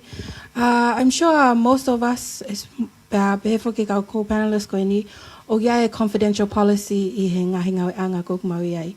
And ko e rak lau pe ko ni ko he confidentiality ko ni o ku tapu ke mama ta whainga talanoa, pua whainga hingoa, whainga detail pe ki he victimi ko ia ke o atu i ki tua. Now, talking facts o ku malava, he cases, ka koe mea ki he talahingoa, kolo hau me iai, api ako, ongo mātua, o ku malava e ke mole ai, ai mau ngā wea mau tolu me iai. Pea ka pau ku ongona mai ki he mau pule ngā we, ko Julie, ko ia nene whahoko whaitanoa, I can lose my job. So, it's basically on a seesaw. Ko au ke uhanga malu i ki motolu, ke ulawa malu i au me ki hoku ngawe anga ke uana si whai au ia. He umagatu unga e mau mo o iau family. I he time tatau pe, o ia e mau whale hufanga. WCCC is one of the NGO centers here, o ia now the only place o gai nau whale hufanga pe ko e safe house. I he taimi ko hoka whatu tamaki ki ha taha ia mautolu pe ko ha whae po ha whanau pe au nau whemau ke nau hola ki ha wheitu o malu. O mau whenga o akwao whai mo TVU ta whakon polisi ki hono pe ko mau hau ki a nau tolu pe ko mau tolu mo nau tolu mau si alato ha o mai koe o ave ko refer ko ki he mau safe house. Pe he safe house o ki ai pe kau kera, pe o ki ai pe mo security iai. O ne si le o mo tolu, pe au mau whenga pe mau lele taha, it's all about self-care when you go into the safe house. It's all about you, your mental being, your well-being, i ho mo uilele pe a koe. Kai ke te aha whainga mea mau loto ke mo si loto mamahi ai. I gai ngata pe ai ko hato kone taha me mau senta, ko mau free toll number, ko noa walu noa noa, fa fa fa. Noa walu noa noa, fa fa fa. 24/7 helpline, excuse me. Aya aho mo po uli ko fe pa taimi ku ke ngoi ka go ke tu ho whakakaukau pe ku ke whakaukau ke toho mo ui pe self-harm pe na iaha whainga palpale mana hoko ka koe o ke malava pe o tāmai ki heni ke whika koe ni pe i paupe ke iai toko taha tene tali atuia. And our services is day and night. It's an essential service, frontline service, so it's always available ke atek mo tolto tupu pe ko ia pe malo. Malo apito ela he whiu whawhawha lake o mai ki he kutari io e malu. e malu ka te whakatewhito me ki mautolu kau ngawe I ta whaaki ngawe ko ia. Ko ki mautolu potu ngai polisi o kui ai mau policy, different policies for different, we have social media apps, policy, ko information ni o kai mau polisi hono tukata information ki toa ke public o kai ngai framework o whakangatangata pe ku limit aki mautolu I hono o atu ha information o ata ki toa. Ta te whito ki mautolu ka whatotolo he team e cybercrime unit o tapu ha I ke mau hu ko mau na foi loto he mau office ngawe ko mau hu pe ki toa ngalo ka tai me na mau tala noa ki loto he mau office o pehe ko tuli fua ke ngai policy ngawe ko mai he mau putu ngawe ki hono tauhi mo malu a security ko privacy ato ko taha ko ia. O tau te whito peke ki mautolu ko mau te whito whatongi ia ko ki mautolu ko mau whatongi ia ko whate whito he kakai e whonua. And our top priority o priority ka ki commissioner policy ka ki mautolu potu ngawe ko victim. No matter what. Because victim ko ia disabled. It's a widow, female, male, teenagers, students, whatever. Ko our top priority is the victim. And it is our duty ke mauhanga o tauhi ke maule ngai whakamatala ko ia. O ka ke ngofua ke mautukata ngai whakamatala, kai o lewa ke ha e whakamatala ko ia I he whakamauanga, I he taimi o whakahoko a hopo. And the last part from me, ka pau o ki ai ha o whehui, ha be au ke wheku ki ai. Sometimes o ke mau ilo I palparema o ke whehangangai mo ia, o ka pau he kai ke lea. Speak up. You'll keep quiet, but who knows o hoko mea ka ke koe. Please speak up, report, ki ha taha whalalaanga, peko ki mautolu a polisi of taha.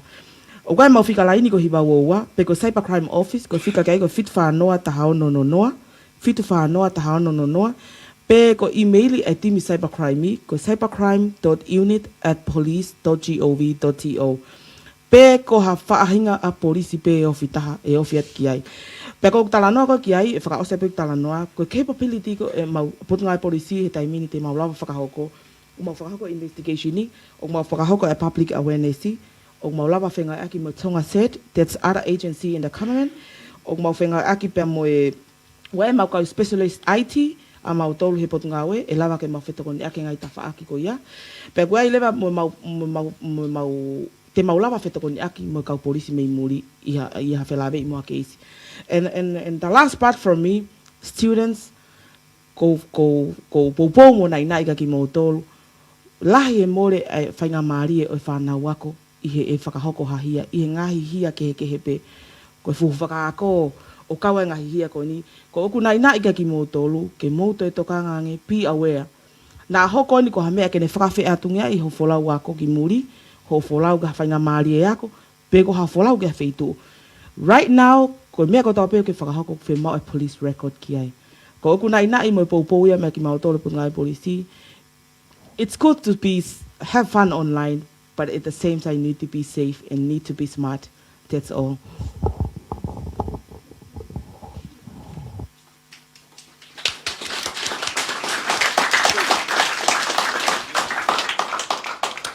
Whamalot ke ngahi whehui ko om ke pēnolo, pea whamore pe te mau I atu pe e ko tutu unkoe ke whiawhini ki he whehui wha osi, ke hao atu ma pe atenseniale, ai whehui ko ni ko omi I he mitia wha sosiale. Ai koe tokanga mai toko tahani ko hui koe taunga akpe rea whaingofua, hu whangawhatapu koe ngahi pe si pūloa. He mahino hono o hake ngahi I misi o koe ke wheunga, koe tu whake ngahi whamatala o koe ke mooni. Kei mo ui pe ngahi pēsi koe ni. Koe hanai hanga aue ai lao pe la wala me ke lao pe koe wa polisi me ngahi kuwhikau aki. Ko ui ke tamate I ake ngahi pēsi koe ni. Na koe taha pe whaunga e lava ke ta ofi ake hono tu whake ai whamatala loi ko hi. O ku kei atape ngai pēsi koe ni ke tu whaki ai ngahi ata me whamatala o wikai ke tau.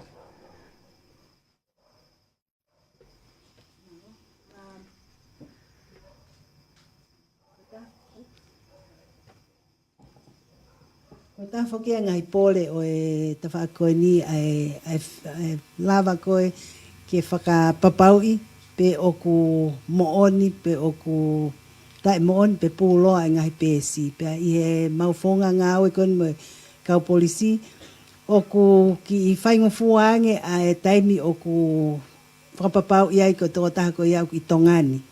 pea malawa ke whai a hono siofi pe ko hono Moimoi ai ngahi tau pepe ngahi whetu taki a Tongatapu koe ni. Ka o ki whawhaingata i he ne hoko i ka pau ka Tongatapu mei muri, he o si ai pe whengawe aki i he kōhiri pe mo Facebook, pe a hange koe lau koe ofisa o ki ai whokpe ngai polisia ai Facebooka. Pe a koe toi mea taha o ku moho pōle pe ai whengawe aki koe ni whenga ki hono detector Tongatapu koe o ngari o ki muri. Ngahi keisi koe ni ko o si au ki whakamau anga, o whakahoko he Facebook ak mahino ko mihi pe ia ki tongani pea o ku whaingo fuangi ai ngāwe ki ai ka i taim tatau fua tau ai peko ha ai ngahi hia koe ni o nau whakahoko pe koe lea kovi kape pe he koe Facebook policy fokia koe ke nau he kai ke nau o mai nau toha whakamatala pe koha ngahi information whekau aki pea moha u mea whekau aki o ku kape whakatonga mo ngahi mea koe ia koe ke kau ia nau policy nau to koe ke nau sio nau to koha hia ngahi mea koe ia te nau toki mahe mai pea ngai whakamatala whekau aki pea mo IP address mo ngahi mea koe ia ke pot ngai policy o ka pau koe ngahi mea koe asmai o koe it's an imminent threat ki ha mo ui ha taha pea o nau toki act lever ka o ku kono moni o palopalema e tawhaako ia ka te oanke ofisa ki lahe ange ne ilo whakateknikare ki he neongo koe hia ai ngahi mea koe ni iha whakahoko ngahi whakamatala pe koe pe spuloa pe ikai puloa ka ko hia whokia ka e mga tunga kotoa ai ni hoko ko hia i he whakatotolo whai me kau polisi. Malo.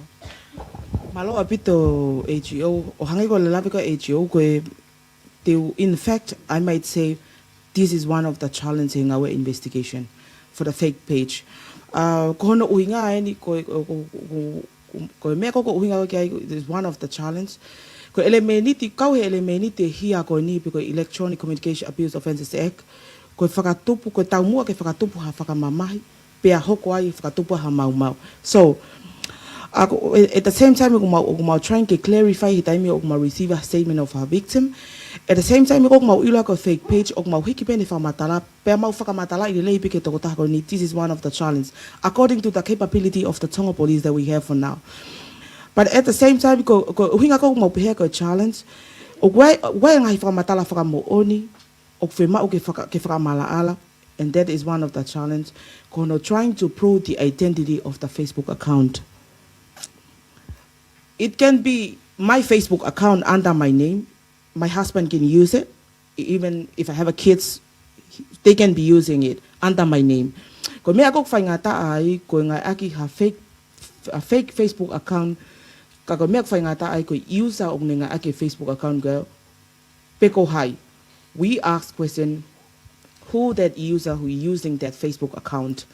That is one of the challenges of my face lahi moia I ngai whatotolo tatu fito ke mau tolo team cybercrime as Tonga police I time ko whatotolo I ha base Facebook account fake Facebook account kono trying to prove the identity of the user of that fake Facebook account according to the capability that we have for now. Mahalo ko ia pe mahalo.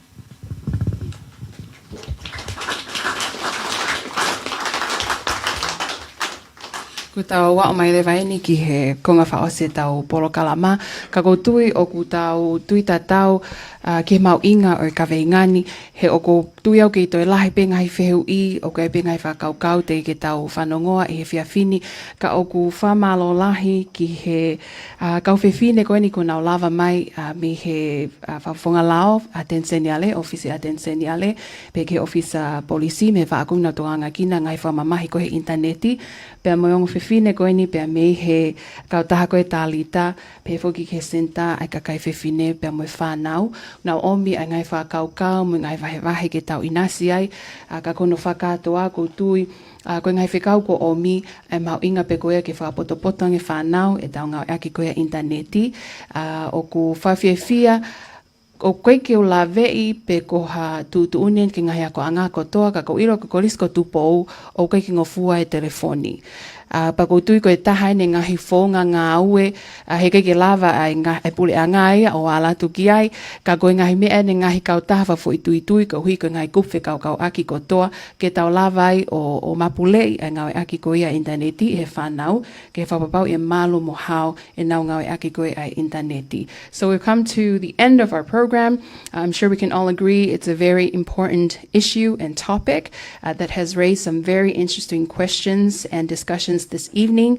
But overall, we are very grateful to our panelists of phenomenal women who are doing work in this space. And yes, tonight is not a one-size-fits-all. It's not a solution. It's an open conversation so that we can all work together as a community to find resolutions that work for us all, because the topic affects each and every one of us.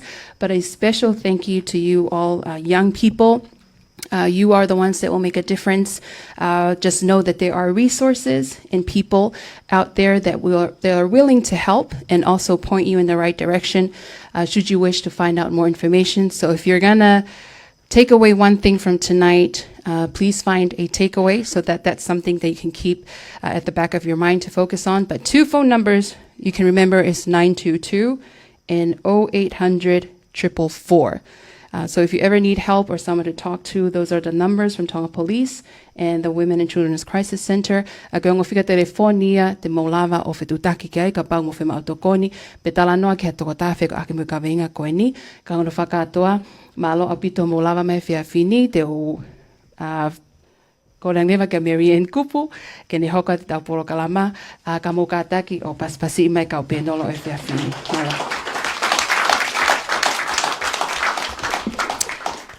Malo apito talita kataki mo to e paspasi mai a talita kefu. Nga mi tataki lele ki tau tolu ki he kawhini. O hange pe ko au fele apito fehu ia aku fele apito mo e ku ngai ilo ko tana ki ka nga ko apitaimi. Na e fra ampe ke osi he valu ka ko ni fu Malia apito e tau tālanga, maha ko taha ina ngai Polkalama ko ni Press Club o ku tō lahi ka behefo ki toi lolo a nge ke ngatai maho inga au pito tau o kau katoa ke ngata pehe matu a mo tō whanau tō taha ko toa o kun whelawe i pia moe ka veinga ko ia o e ahoni. He kei ke toi whaloloa, ka te kole heni ki a mo tolko mo ilo I foki ai valval poniono ke a lala me he valval poniono ko ia tene o atu a e tau lea whamalo pe a hili ko ia te kole atu heni ki he matapule me he kolisko tupo ke whahoko lewa e tau lotu a tuku ki mua ko ia pato ki mao e tau ki mea tokoni malo apito. Male. Thank you, Miran. Thank you for messaging me tonight to say the vote of thanks. One of the things that I don't like about technology is you can get message while a program is on. You don't have the choice of ignoring them. So please bear with me. Thank you to all the panelists presented this evening, especially to our Madam Lady Attorney General, Linda Falamoitui. Your presence here today shows us, especially the youth, that how important the topic is to our community. Thank you to the Australian government, especially to you, Mr. Gelepi Baba, Second Secretary, Australian High Commission, for funding the Tonga Press Club through PACMAS and Media Association of Tonga. Lastly, thank you to all the students here this evening. It's very important that you attended this press club, especially being here and being engaging in this conversation. Please, I would like to ask for one applause for the students here tonight.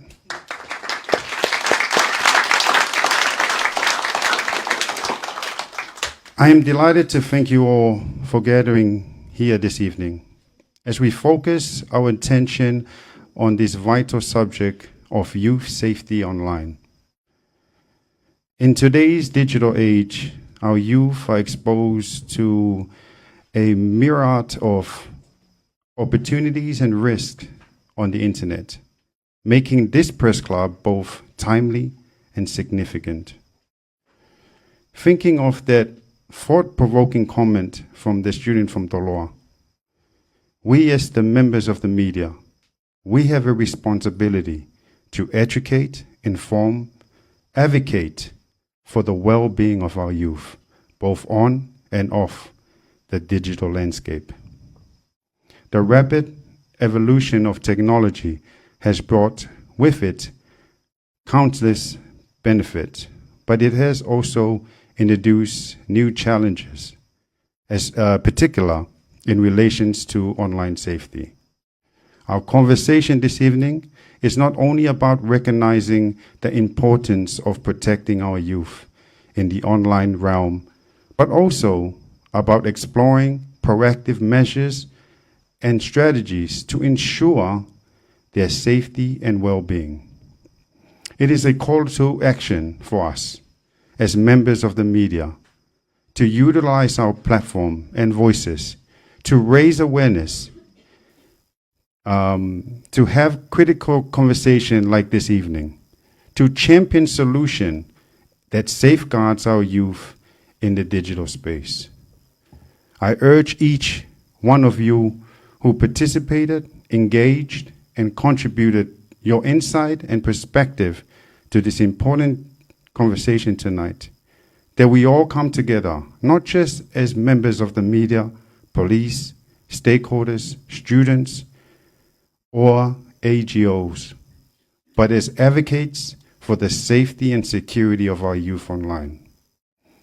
Thank you all for being here this evening, and let us continue this critical conversation with the shared commitment to empower and protect our youth in the digital world. Mahalo pito.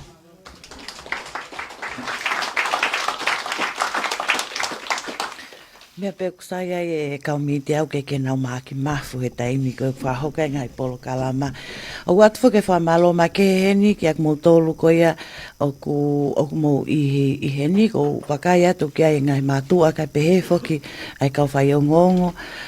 Ma ke hepe o ku nau kau mai ki he polo kalama ko eni.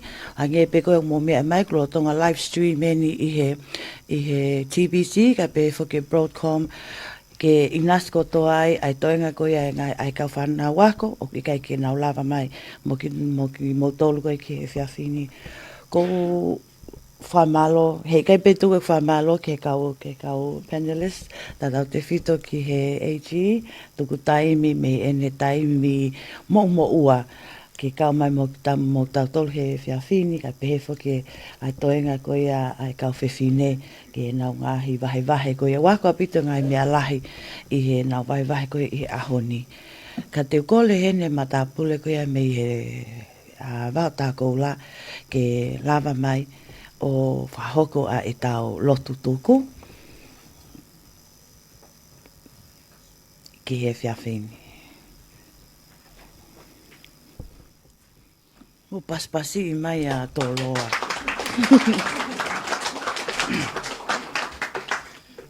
Ki tau lot, tua mafi, ko mauta mai whaivane ai Fiona. Ko koe ia e tui ngai tui, ko eiki ngai eiki. O whawhitai atu eiki ko ko mau i kuna eiki hoa polo kalama e whiawhi koini. O mau kau whataha mo lea e tangata me tai kāleri, ko eiki pe. Mau si tua ko me ngahi ngawe anga, mo ngahi ako anga. Aho koini, o whama apopo mai ki mau tolu. Malu e whare koini eiki. Pēng mau wakai ai ke ngahi tau kei mo i poto a tangata. I hono tālanga i, ha mea ke Slovakia palparema.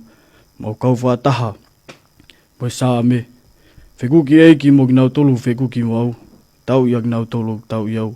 Tō ai pā mo whakau, pa ke tū ke toko ni au. Unuhi ai tau o songo e hala, kia ki nau tolu turi kita. Lea ki hoku lau maari e. Ko au homo uianga. Ko Fangaloto ia sa me koini eiki. Mau lawe i pe ho mau poto whae tanga tāpea ko mau whai ono whetālanga ki.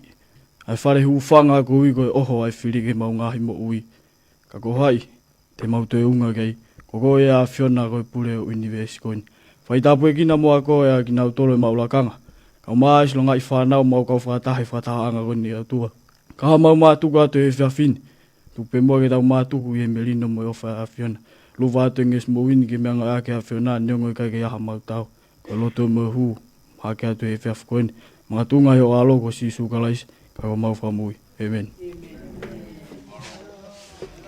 Malo au pito ki he lotu whakafo ofa ko eni mei toloa. Ka taki koe lava lele e tau polo kalama koe ki he whiawhini. O ki ai pe ai ki i mea tokon whama malohi mei he tawhaaki koe whanau. Ka paute mo whia lava ki ai. Ka kukole atu ke ai mua ha kola tu pe kau panelist. Ke ai pe mua e tau ki laita. Ko hinga pe ke sioma Australia. Mai whahoko lele au pito e tau polo kalama.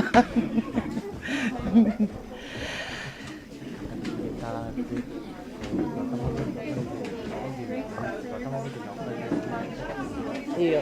Mo tolu koe ni, koe mea toko ni.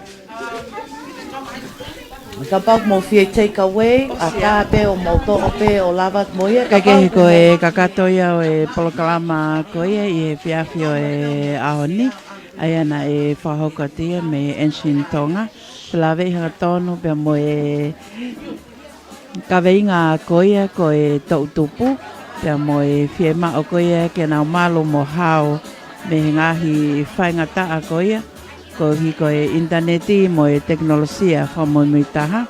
Whamalo ai peki he pureanga Australia whenga o e aki pia mo e kautaha ongo koe a Tonga.